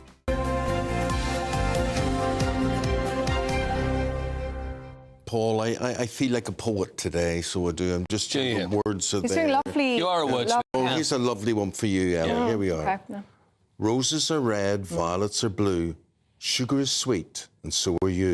Oh. But the roses are wilting, the violets are dead. Oh. The sugar bowl's empty, and so is your head. Oh. It's just a wee joke. It's a funny one. It's just a jokey one. It was the moment after you finished that Ellie's gone. Yeah. Oh! The bowl is empty, and so is your head. Dear. I want to feel your sweet embrace, so don't take that paper bag off your face. He's cracking himself up a bit. Oh, anyway, what have you got? Anything funnier than that in sport? No love lost between Brighton and Chelsea, Oh, we're going very to tell good. you. Very There isn't. 10th Brighton, Chelsea 4th. Played in the FA Cup last week and Brighton won, and now they meet in the Premier League. And that's tonight. Brighton, Brighton lost 7-0 to Nottingham Forest. Yeah. First Premier League game since then. Chelsea, you never really know what you're going to get with Chelsea at the moment. It looked like they were going to be really good. Little unpredictable. Enzo Maresca, who is the manager, had a word about how far he think they can get. Here he comes. Don't forget that in the last 2 years, Chelsea has never been top 4, and this year we spent almost our season in top 4. This show you and everyone that we are in the right direction. Now we're gonna try our best to finish and to bring this club where this club belongs to be in the Champions League. We're gonna try our best, and then we see at the end.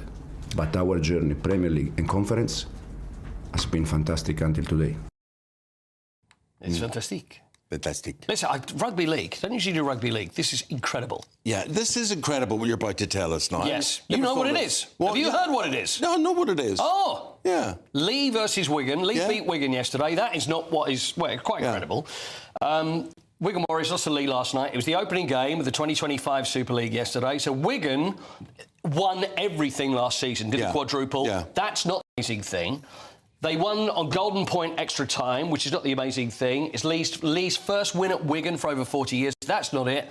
The thing is, it was the first 0-0 draw in the history of the Super League. Incredible. And they had to go to the golden point. You're talking about 26 years or so. 29 years. 29 years. 0-0. Never happened in rugby league. Not surprised. You never see that. Yeah. So there we are. That was the first time it happened yesterday. I mean, what do you think, Ellie? How amazing was that? So amazing. Isn't that incredible? How confident would you have to be? The thing is does it make more of an exciting game or less of an exciting game? Well, I think it is a thing. I think, to go through, 80 minutes or so of that. Oh, 0-0. Right, OK. Valentine's Day birthdays, please. What, now? You don't want Keely? Oh, quick Keely. Quick Keely. I love Keely. Keely Hodgkinson, I know you love Keely and Valentine's Day, but Keely, 800-metre champion. Keely has pulled out of the Keely Classic, which is going to be tomorrow. It's supposed to be in Birmingham, which is going to try and break the 800 metres indoor record. So now it's a Keely-less Keely Classic. She won't be able to run in it, but she is still going to try and break the world record. Still held by Jarmila Kratochvilova in 1983. Now, do you think there's a chance that Keely would be able to break you up? We'll have a look at Jarmila Kratochvilova. And we've got a picture of her from 1983, 1:53.28. She did it in. And there she... Now, look at that. That is Jarmila Kratochvilova. Wouldn't fall out with her. No, she's very muscly. She said that the way she looked, she never took drugs. Never took drugs. Well, look at her. Physical, she did it through physical work, weight training and vitamin B12. My goodness, look at those legs. Wow. I take vitamin B12. I'm not sure why, but the doctor told me to take it. Well, you keep going and you could look like her in the future. You just keep going. Right, birthdays, quick. Right, birthdays. Right, first one, Valentine birthday today. Who is this? How old is he? First one, please. Kevin Keegan. Kevin, a great Kevin Keegan. I'd say 75. 75? 72. 74. Ooh, very good. Good, Look right. at that. Mm-hmm. Yeah. Oh, that's the one that had the heart attack. Yeah, That's right. That is. Christian Eriksen. Eriksen, that's the one. Yeah, when he was playing for Denmark, played for Spurs, God, moved to love him. Manchester United. How old is he today? Oh, no, come on, Ellie. Still playing. 30. Listen, if you're going to play the game seriously. 37. 37, Christian Eriksen. 28. Oh, it's quite 33. Oh, somewhere in the middle. The beard is Two more. This deceiving is there, I will birthday say. over the weekend. Right. John McEnroe. Oh, is that John McEnroe? That's John McEnroe, Super Mac. All right. Winning the Wimbledon title, 80. I'd say John might be about 72. No. Really? Yeah. No? I'm saying that I know the answer, but yeah, I'm still saying, well, you've overcooked it a little bit. 70? 70? 62. 66. Final one. This is not a good game. Cathy Freeman, there we are. She was the great 400-metre runner from the Sydney Olympics 2000. So 2000 this is. By the way, I wear that when I go out on my couch to 5K. Like gear. Yeah, I look just like that. So how old is Cathy Freeman today? 2000 this was. So 25 years ago. Okay, 25. I'd put her at 25 there. 50. 50? Yeah. Eamonn? Couldn't tell you. I'd say 50. 50. Oh, listen, play She's the going game, to man. disguise herself like that. How do I know? Play the game. Just have a guess. All right. She's... Just because you don't know, don't throw your toys out 46. the pram. 52 is the answer. You didn't deserve to win that. Can I just say my maths was quite good there? That was a good guess 52. for me. I'll give that to you, Ellie. Thanks, because Quickie. Thanks. I'd played say that all the I way won that through. one. Thanks. You're the reason my heart beats faster and my smile shines a little brighter.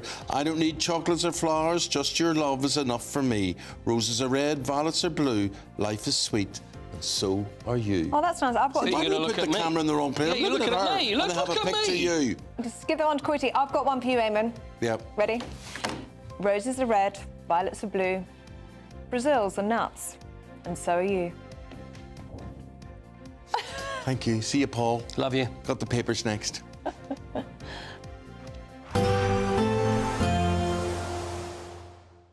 Dinner under the stars tonight? That reminds me of our travel insurance. You mean all clear skies? All Clear Travel Insurance sponsors GB News Travel Destinations Forecast.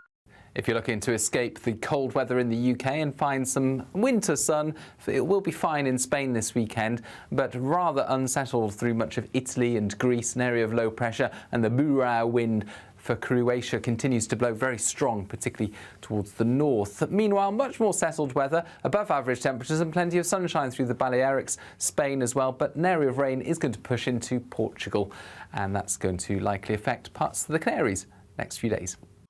All Clear Travel Insurance sponsors GB News Travel Destinations Forecast. Good Afternoon Britain isn't just about us. The wonderful thing about this programme is it's about everyone watching. It's an interactive programme. Well, there absolutely is something to see here, and we're going to be talking about it more. Whether it's breaking royal news, Will, please bring us up to date. Or indeed a particularly punchy speech in the House of Commons. Very, very curious. We bring it to you live, and then we bring you live reaction as well. That's Good Afternoon Britain, weekdays from midday. Only on GB News, the People's Channel, Britain's news channel. This is GB News, Britain's news channel. Now, a new study has called calorie-labelled menus in restaurants a cause for concern for those who suffer from eating disorders. It has indeed. The review found that people with restrictive eating disorders modified their behaviour when presented with the labelled menus and opted for lower-calorie dishes. Well, joining us now is content creator Adelaide Saywell. Adelaide, thank you so much for joining us this morning. Now, I know that you yourself have struggled with eating disorders over the years, and that is what's led you to kind of advocate using your online platform to try and help other people who might be struggling. Do you want to just talk to us a little bit about your story first of all? Yeah, so I've had an eating disorder since I was younger, and it's kind of flip-flopped between anorexia, bulimia and binge eating disorder. And it was in 2020 that I was officially diagnosed with anorexia, and I started my recovery on the 1st of May of that year. Recovery was really, really difficult. It took me, I'd say, at least a year or two before I really went into recovery for the right reasons. I was kind of in like a quasi-recovery where you're like 1 foot in, 1 foot out.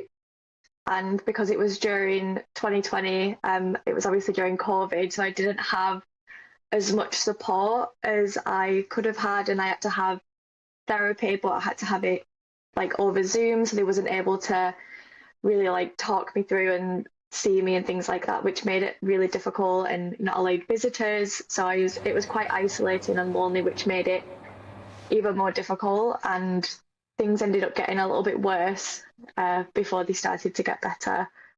GB News, the People's Channel.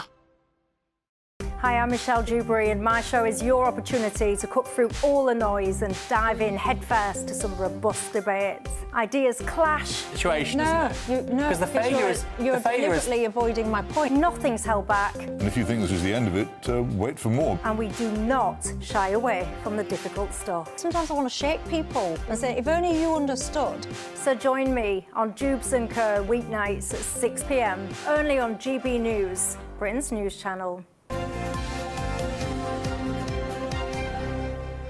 We welcome back Claire and Nigel, husband and wife on this Valentine's Day, not a crossword between them. No. Claire, front page of the Mirror is talking about King Charles to go to America, all to tickle the belly of Donald Trump. I mean, the royal family... That's not the image we need, is it? It's not the image. I was trying to skate over that. I think this is the sort of the one weapon that we have in our arsenal is the royal family. Americans adore the royal family. They're fascinated And so does by he. it. So does Trump. Absolutely. And if you send over the King and Queen to go have a chat, I think those diplomatic channels are the ones that we don't use enough. It may not achieve anything, but I think it just helps.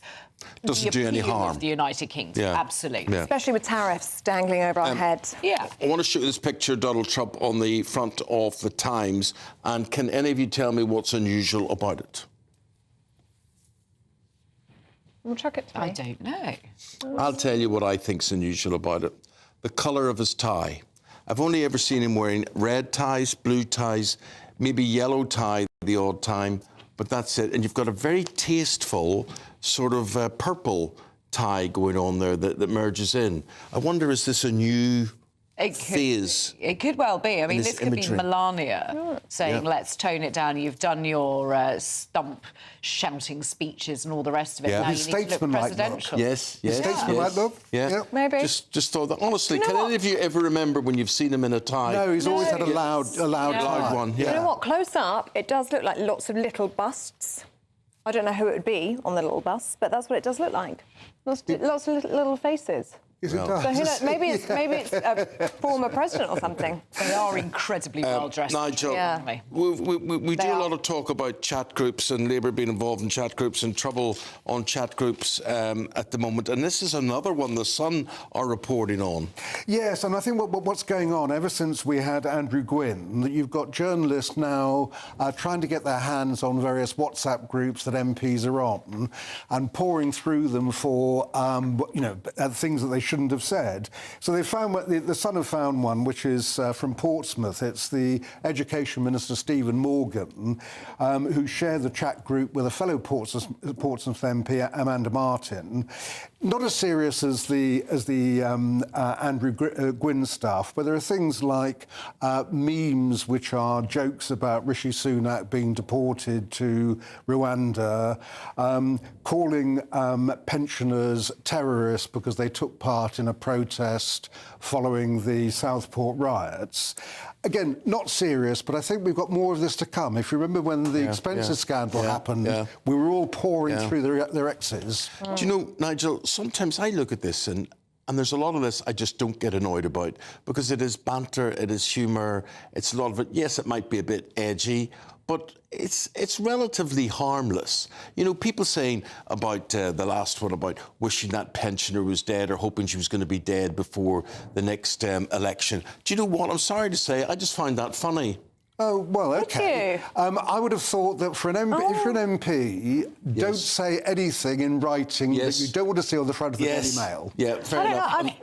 That'll be the lesson. And I think from here on in, a lot of them will find WhatsApp chat groups irrelevant. Just stay off them. And I think generally people's fear is that politicians in the Westminster bubble have disdain for the electorate. And then when you see those sorts of WhatsApp chats, it's like, what do you do? Everyone makes jokes about, things like vicars make jokes about their parishioners.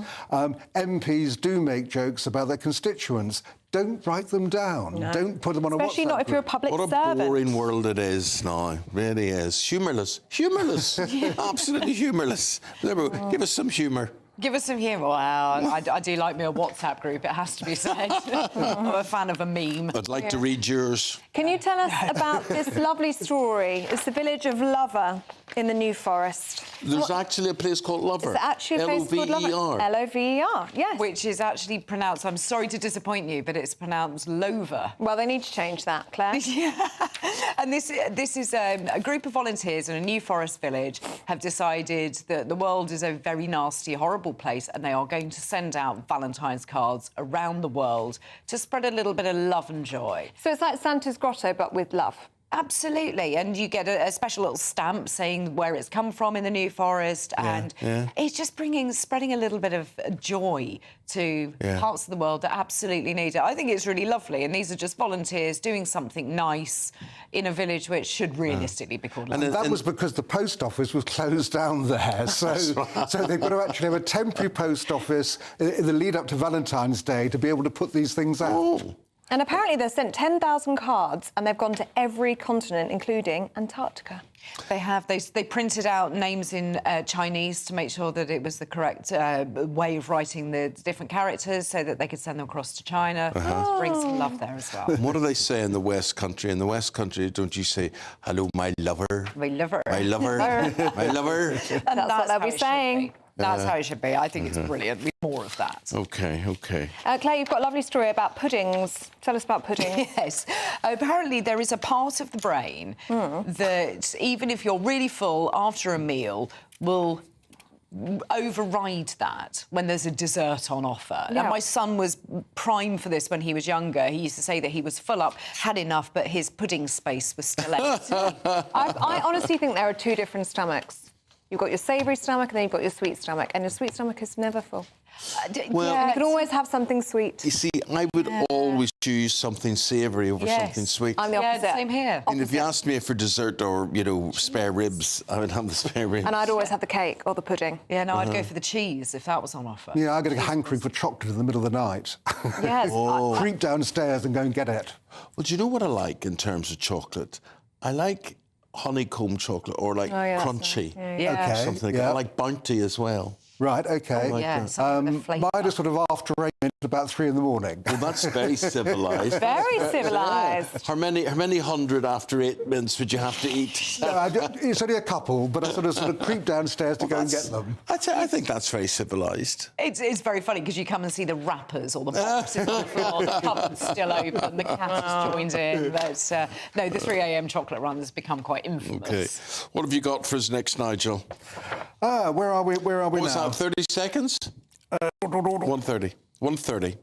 Oh, you've got these Valentine's Day gifts. Don't get any cheesier in the Times. Yes, indeed. This is what you should be actually buying on Valentine's Day, apparently, according to Selfridges, is tin fish. What? Yeah, it sounds a bit like sort of, something a Scandinavian fisherman would give to... It's a bad idea, and I don't do it. His lover. But anchovies, which I hate, sardines, mackerel, they're all sort of upper rate type things, but those are the things that apparently women really want nowadays. Women want, so the idea is a woman's appetite would go more towards that, or they want to be fed those things. That's what they're after for Valentine's Day. No, they're not. These are the most romantic things. Don't believe that, Nigel. Don't believe it for a second. I mean, I like... I don't. I like cheese. I like fish. How do you feel? As a gift, a smelly roll of cheese for... And how would you feel if you came downstairs and opened up a packet of sardines or mackerel? Very disappointed. I don't like them in the first place, and the cats would go absolutely mad. They'd have a lovely time, but no, I think that's ridiculous. Flowers, always the way forward. Yeah. And you've done well on that front today. Oh, you have, yeah. Flowers and chocolate, you can't go wrong. Leave the sardines for the cats. Guys, really appreciate talking to both of you. Happy Valentine's Day. Claire and Nigel, husband and wife, thank you both very much. Yeah, thank you very much. If you've got any Valentine's Day messages you'd like us to share, gbnews.com/you'll say. Let's get a check now on the weather. Woo. A chilly start will give way to a lovely, warm afternoon. Boxed heat pumps, sponsors of weather on GB News. Hello, a very good morning to you. Welcome to the latest update from the Met Office for GB News. It's a cold start out there for many of us, a frost in places, but also some sunshine. However, it is going to turn increasingly cloudy from the west, with rain in places. We're already starting off with rain across parts of Northern Ireland into the southwest of Wales and the southwest of England, where it is also cloudy and windy. And it's this weather that will tend to move eastwards erratically during the next couple of days. Also a lot of cloud across the east of the UK, but in between a slice of sunshine for central Scotland, northwest England, the Midlands and the southeast. Feeling pleasant enough in that sunshine, but it's still going to be feeling cold, especially to the east, where we've got the wind from the North Sea. Now we end the day with showers across the Northern Isles, patchy cloud here, but clear spells for much of central Scotland at least, away from the west and the east coast. It's going to be another frosty one overnight. And for northwest England, parts of the Midlands, this slice of clearer air is becoming narrower as cloud advances from the west, and that cloud giving outbreaks of rain for Wales and the southwest as well as Northern Ireland as we end the day. Now the cloud and the rain, as it moves across the Welsh mountains, could turn to freezing rain or even some snow in places. So a few slippery surfaces on higher ground of Wales by the start of Saturday. It then pushes into the Pennines. Again, freezing rain to start things off on Saturday over the hills. But the east, at least, is going to start off cold with a frost in places. And that means as the rain moves its way into parts of northern England and central Scotland, we are likely to see some sleet and snow in places, but it's going to be patchy and mostly settling over hills. Meanwhile, milder air is making inroads across western parts of the UK, so temperatures back to average for the likes of South Wales and the southwest, but it will continue to feel cold in the east. A nice bright morning will generate a lovely warm day, right through to the evening. Boxed Solar, sponsors of weather on GB News. The latest GB News travel.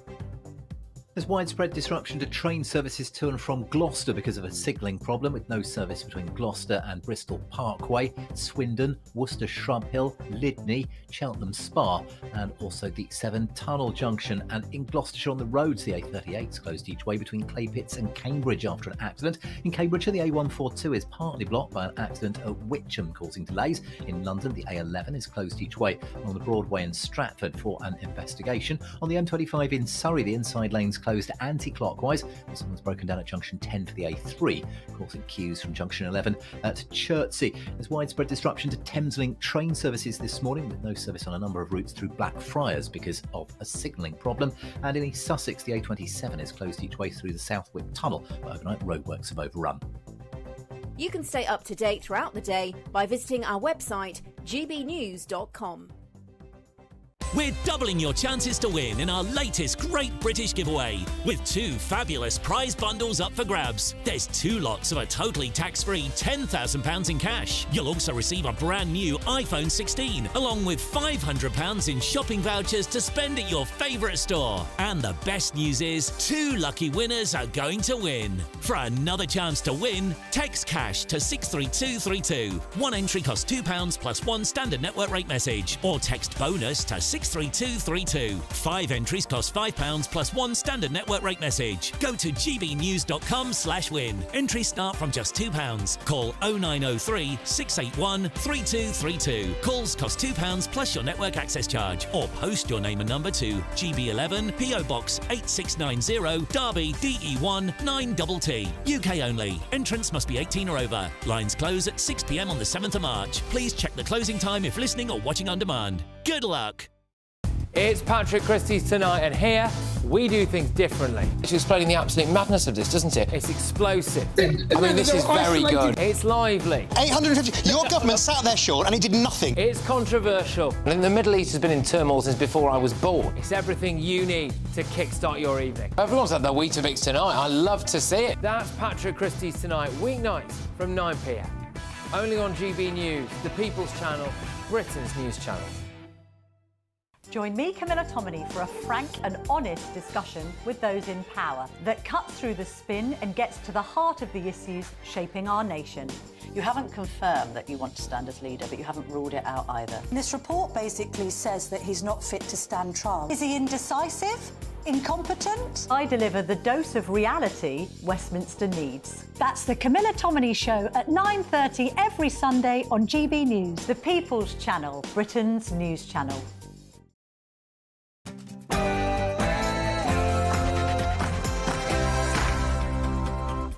Hello there, very good morning to you. Nice to have you on board. Headlines.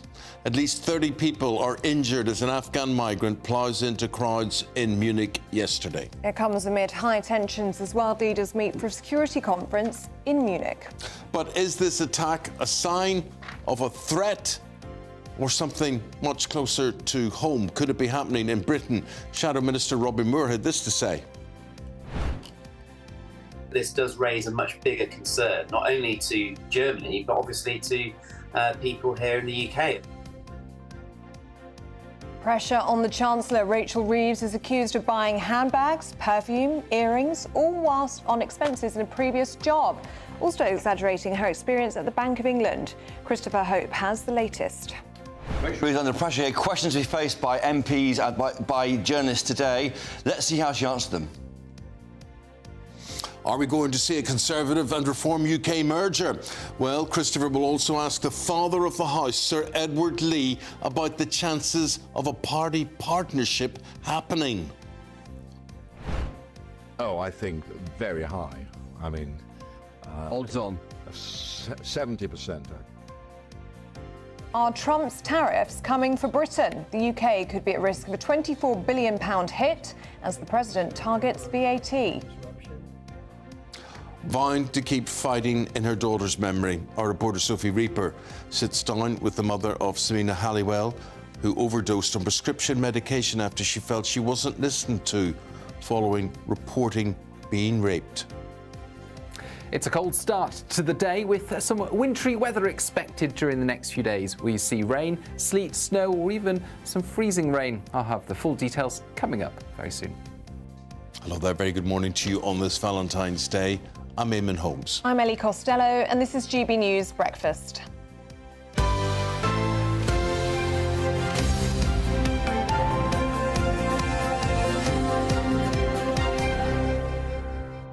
Talking to you today. Thank you very much, so many of you, for getting in touch and telling us things. Yes. One from Sue here who says, my husband is under strict instructions not to buy me flowers this year. I simply don't want any. We're going to get fish and chips takeaway from the local chippy tonight at home. Sounds good. And then sit on the sofa together. Giving someone your time is the best thing that you can give. That sounds like a nice idea, doesn't it? Lovely. Yeah. And thank you very much indeed, all of you, for your own little verses for Valentine's Day. And do you sign with a question mark, or do people know who it is coming from? The God so loved me that he gave me his believes in him. That's a quote from the Bible. That's not been looking at poems all morning. Oh, we've got a few on Rachel Reeves here as well. Tim says, why is Rachel from accounts on LinkedIn anyway? Unless she's figured out what the rest of us already know is coming and she's already looking for another job, says Tim. OK. We're beginning this section of the programme from Germany, where police say at least 30 people have been injured in that drive-through yesterday into the crowd of people yesterday morning.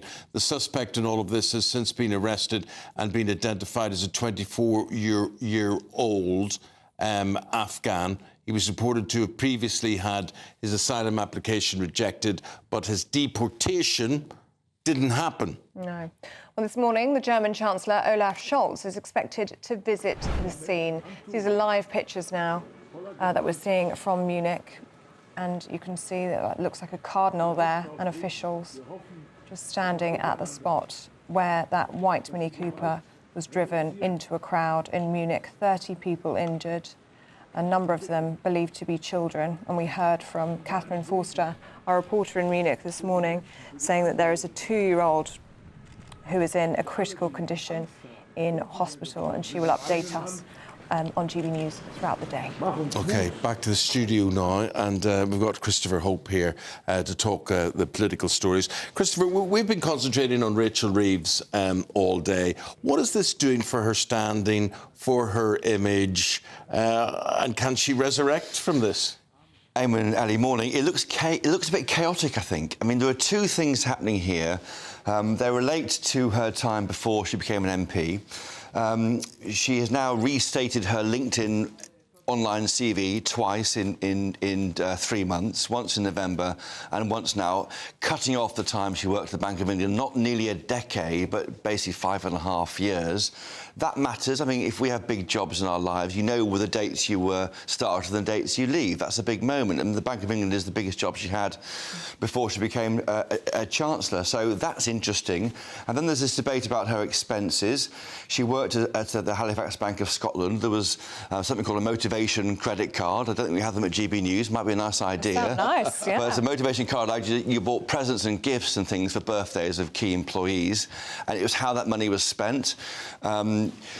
She says, no problem here, expenses were signed off, I left in good odour and became an MP, but the BBC claimed there was an investigation and no one never concluded, and now there's a bit of a battle between the corporation and the Labour government, which they're probably not used to having pressure from the BBC in that way. It's a matter of trust, though, isn't it? Because not only was this on LinkedIn, but it was also said by Rachel Reeves in speeches that she'd worked at the Bank of England for the best part of a decade, and the electorate will be listening to that thinking, well, if we can't trust you on what your experience is, then how can we trust you to be a custodian on the economy? That's why it really matters. I mean, one of the most famous narratives of politics is Margaret Thatcher looking after the pennies domestically, being really tight on money, and that translated to the whole country, and we want to see that from our politicians. If you value the money you're earning really and your how you conduct yourself personally, that'll show you how you are as a leader. I think that's what she's missing. It looks like a kind of chaotic background to her and careless not to try and get this corrected before she took this big job on in government. Well, listening to and watching your podcast this week. Really, this interview with Sir Edward Lee, and he is what's called Father of the House. Yes. Within the Conservative Party. And you asked him a very specific question, and I must admit I was very surprised by the answer. Tell us. Well, I asked him simply this. What are the odds on the party merging? I think we've got a clip now.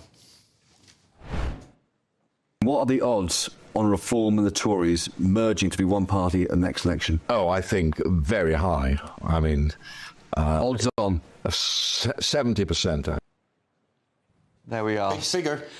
It is a big... That's more than odds on, isn't it? Two-thirds likely. He says... he also said in that interview for Chopper's Political Podcast, quick advert for our podcast at GB News, he said that the Tories will be slaughtered unless they have a firm immigration policy at the May local elections. I said, will Kevin Bay not be your leader at the next election? I have no idea. He couldn't answer it. I wish her well. He said he wants a full-scale merger or a deal not to compete in 100 seats against Reform UK. This has got very short shrift from Reform UK figures. Nigel Farage said they should be asking me to merge, because the point is that Reform UK are surging in the polls. Why would they want to have this sort of dead weight of the Tory party?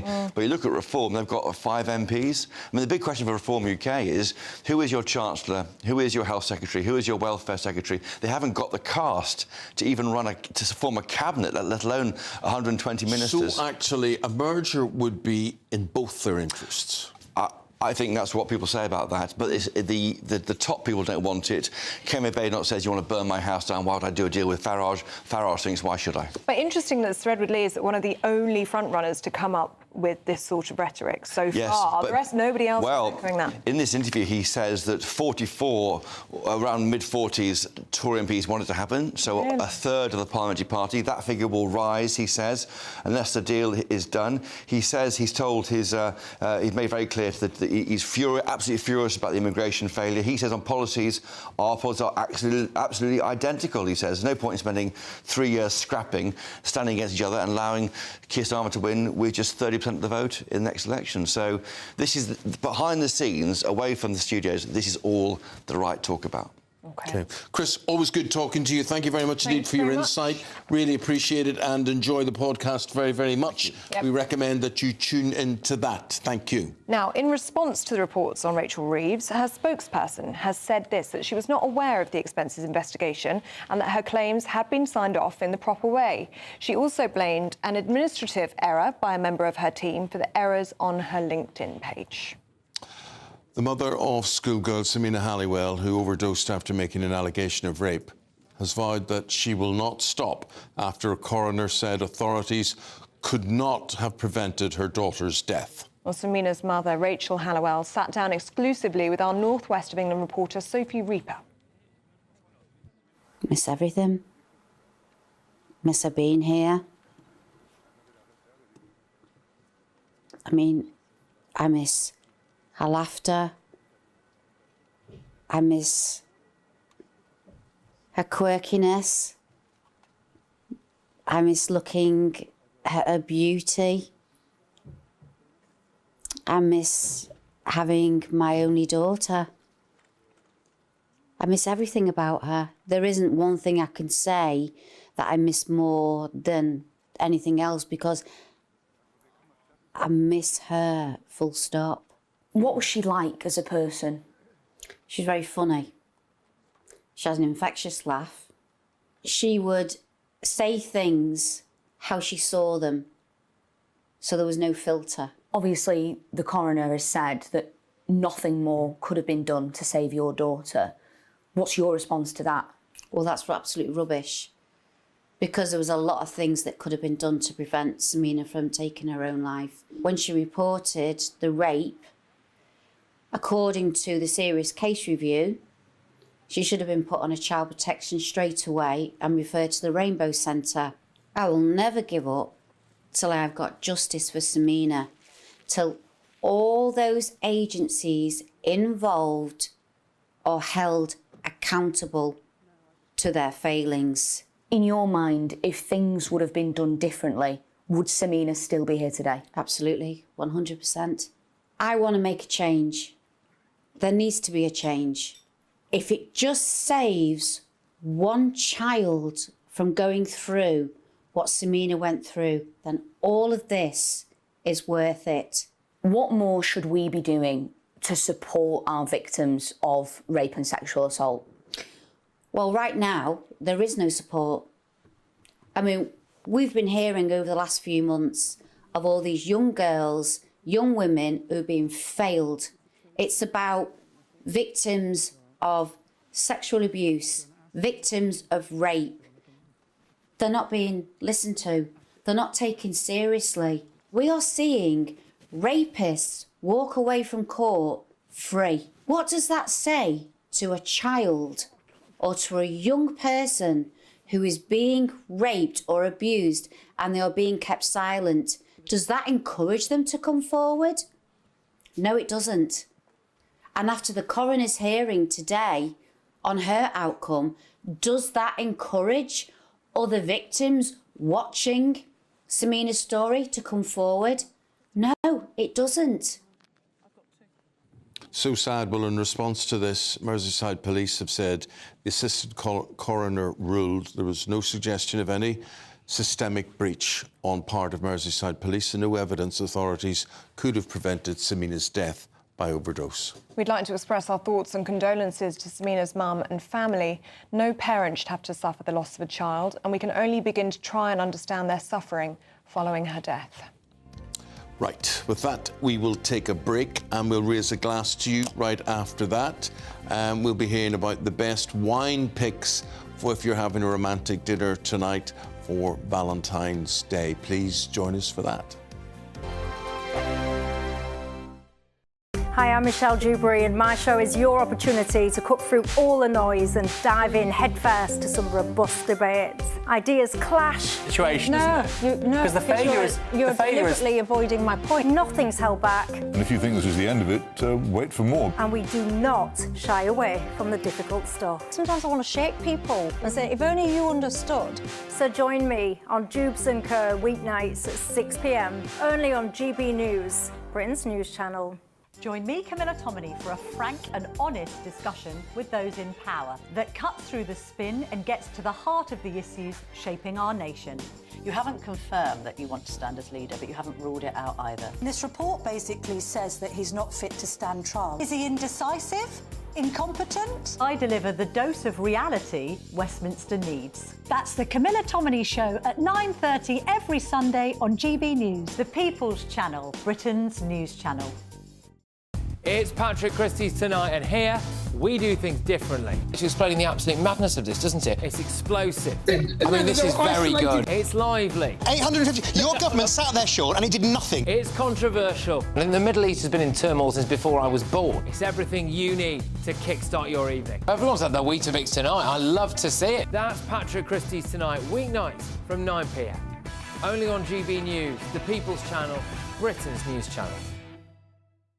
Good Afternoon Britain isn't just about us. The wonderful thing about this programme is it's about everyone watching. It's an interactive programme. Well, there absolutely is something to see here, and we're going to be talking about it more. Whether it's breaking royal news, Will, please bring us up to date, or indeed a particularly punchy speech in the House of Commons. Very, very curious. We bring it to you live, and then we bring you live reaction as well. That's Good Afternoon Britain, weekdays from midday. Only on GB News, the People's Channel, Britain's news channel. Headliners on GB News 11 p.m. every night. It's got 3 top comedians going through the next day's newspapers so you don't have to read them, which is great. That's a good point. He's lying. I mean, maybe he's not lying. That's Headliners every night from 11 p.m. and 5 a.m. as well on GB News, Britain's news channel.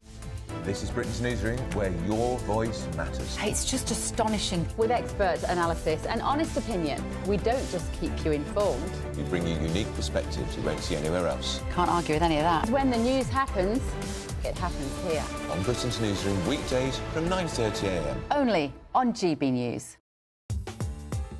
I'm Christopher Hope. From pop stars to politicians, I'll interview anybody in a pub who's got a political opinion. Join me every Friday on Spotify, Apple Podcasts, YouTube or gbnews.com, or wherever you get your podcasts. This is GB News, the People's Channel.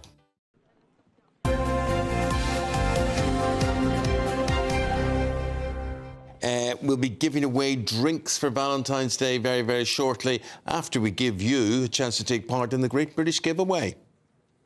Don't miss your chance to be one of 2 big winners in our latest Great British Giveaway, as we have 2 prize bundles that have to be won. First, you'll win a totally tax-free £10,000 in cash to spend however you like. You'll also receive the very latest iPhone 16, and we'll send you on a shopping spree with £500 to spend in your favourite store. For another chance to win, text cash to 63232. One entry costs £2 plus 1 standard network rate message, or text bonus to 63232. 5 entries cost £5 plus 1 standard network rate message. Go to gbnews.com/win. Entries start from just £2. Call 0903 681 3232. Calls cost £2 plus your network access charge, or post your name and number to GB11 PO Box 8690 Derby DE1 9TT. UK only. Entrants must be 18 or over. Lines close at 6 p.m. on the 7th of March. Please check the closing time if listening or watching on demand. Good luck. Now, with us now, we've got Laura Riches, and Laura is founder of a company, a drinks company called Lalo.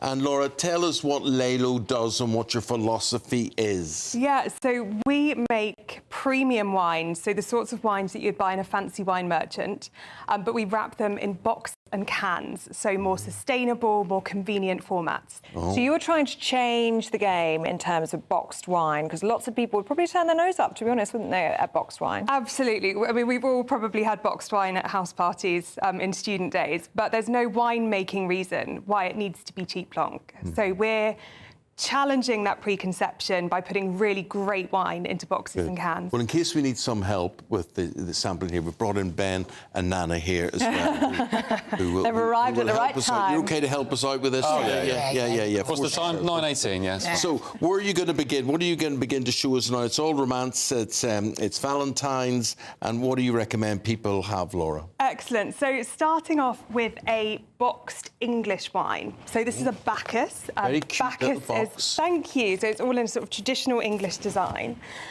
This wine is super premium, so you'd usually spend sort of £20 a bottle on it.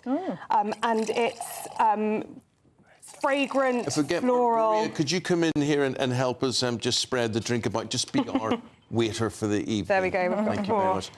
Over to Ben and Nana. Ben and Nana there, really. I was just telling Nana I've not had any breakfast, so I may be... Thank you. You'll be drunk on air. In about 5 minutes. There we are. Here you are, Eamonn. Thank you very much. Cheers. Thank you, Happy Miranda. Valentine's Day. Cheers. Cheers. Cheers. Cheers, Ben and Nana. Cheers. Happy Valentine's Day, everybody.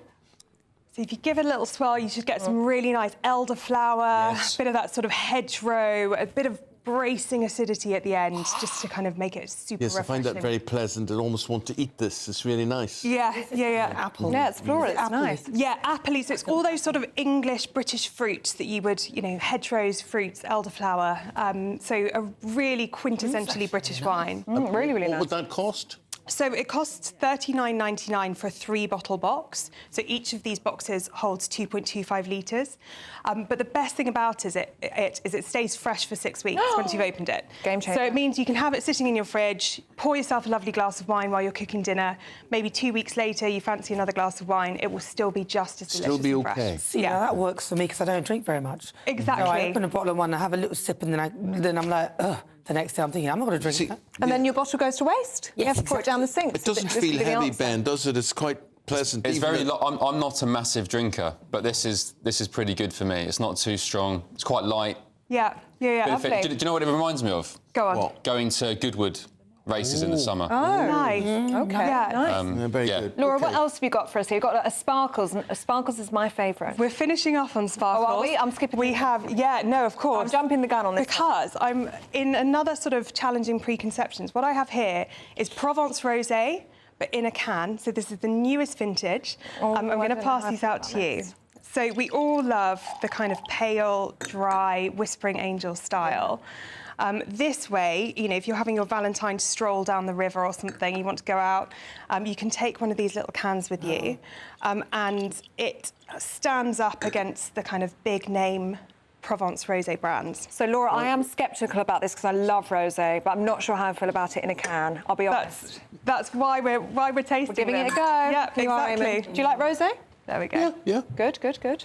So, Laura, does the fact it's in a can or a box, that doesn't affect the quality of the wine compared to, say, keeping it in a traditional bottle, no? Not at all. So, actually, boxed wine in Europe is totally normal. And in France, it's a huge proportion of the market. It's just here, really, that we're a little bit behind. I think we're a bit trampy. You don't drink wine from a can. But I suppose, if it stays... No, honestly, Nana, honestly. I know people who would drink it from a dirty shoe. To be quite truthful. But from a can, sometimes it tastes horrible. But can I just say, that is gorgeous. Lovely. Thank you. So nice. These are all really fresh. Really, really nice. Yeah, really nice. And light. Beautiful. Fab. And where are the grapes for this one? It's So the grapes, the English wine in the Crouch Valley, so Essex, which is just home of English wine. Well, Geordie as well. And you've got a sparkly one there. We do. So this, to finish, this isn't from Lalo. It's not possible to do sparkling wine in boxes at the moment.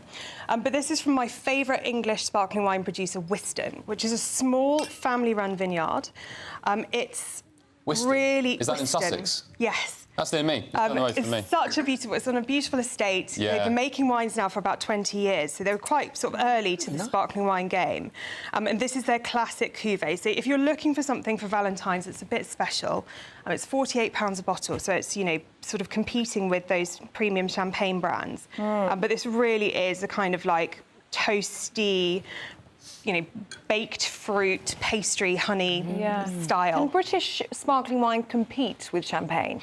Absolutely. So it's something we should be really proud of, actually, because the climate here is now warmer than it was, so it's possible to grow, the right grapes. Thank you, Maria.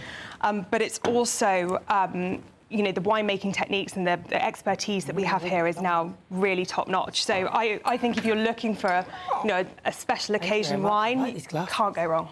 OK. No better way to back Britain either. Stick with English Cheers.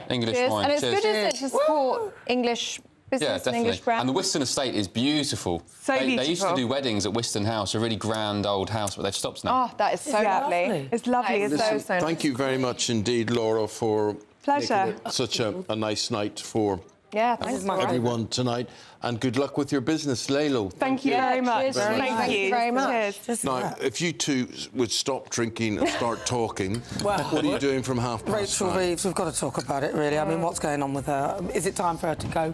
Frankly, maybe I think she should have gone a long time ago. And also, we've discovered a massive gas field, natural gas, under Lincolnshire. It could add £115 billion to our GDP, but of course, no, we prefer Chinese wind turbines instead. Well. Yeah. Well, we'll have a wee drink and think about all of that as we are watching Ben and Nana from 9:30. We thank you very much indeed for watching us today. Have a lovely Valentine's Day. Happy Valentine's Day. Cheers.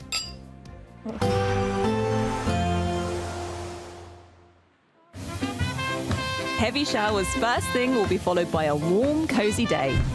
Boxed boilers, sponsors of weather on GB News. Hello, a very good morning to you. Welcome to the latest update from the Met Office for GB News. It's a cold start out there for many of us, a frost in places, but also some sunshine. However, it is going to turn increasingly cloudy from the west, with rain in places. We're already starting off with rain across parts of Northern Ireland into the southwest of Wales and the southwest of England, where it is also cloudy and windy. And it's this weather that will tend to move eastwards erratically during the next couple of days. Also a lot of cloud across the east of the UK, but in between a slice of sunshine for central Scotland, northwest England, the Midlands and the southeast. Feeling pleasant enough in that sunshine, but it's still going to be feeling cold, especially to the east, where we've got the wind from the North Sea. Now we end the day with showers across the Northern Isles, patchy cloud here, but clear spells for much of central Scotland at least, away from the west and the east coast. It's going to be another frosty one overnight. And for northwest England, parts of the Midlands, this slice of clearer air is becoming narrower as cloud advances from the west, and that cloud giving outbreaks of rain for Wales and the southwest as well as Northern Ireland as we end the day. Now the cloud and the rain, as it moves across the Welsh mountains, could turn to freezing rain or even some snow in places. So a few slippery surfaces on higher ground of Wales by the start of Saturday. It then pushes into the Pennines. Again, freezing rain to start things off on Saturday over the hills. But the east, at least, is going to start off cold with the frost in places. And that means as the rain moves its way into parts of northern England and central Scotland, we are likely to see some sleet and snow in places, but it's going to be patchy and mostly settling over hills. Meanwhile, milder air is making inroads across western parts of the UK, so temperatures back to average for the likes of South Wales and the southwest, but it will continue to feel cold in the east. Expect a warm front, moving from the kitchen right through to the rest of the house. Boxed boilers, sponsors of weather on GB News. The latest GB News travel. Good morning, I'm Russell Holding. On the M60 in Greater Manchester, there's a lane closed where someone's broken down on the roundabout at junction 18 at Simister Island, causing delays. Train services are suspended on a number of routes through Gloucester because of a signalling problem. No service between Gloucester and Bristol Parkway, Swindon, Worcester Shrub Hill, Cheltenham Spa and the Severn Tunnel junction. On the roads in Gloucestershire, the A38's closed each way between Claypits and Cambridge after an accident. In London, the A11's closed along the Broadway in Stratford for an investigation, causing delays. Thameslink train services through Blackfriars are disrupted because of a signalling problem. In East Sussex, the A27 is closed each way through the Southwick Tunnel, where overnight roadworks have overrun, causing queues, and a number of Penzance helicopter flights to and from the Isles of Scilly have been cancelled because of poor weather conditions. And that's the latest. You can stay up to date throughout the day by visiting our website, gbnews.com. Nana Queer, weekends from 3 p.m. 5 years ago now, we developed this campaign called Regifting Beauty. And Regifting Beauty is about giving back to those that are in less fortunate situations than the majority of us. And I was coming across people that were receiving gifts at Christmas. You know how many gifts we receive? Gift sets, items, bath bombs, all of these things that we don't necessarily use. For myself, they sit in the bathroom cupboard all year round. So I was thinking of a way how we can make that better, put that to better purpose.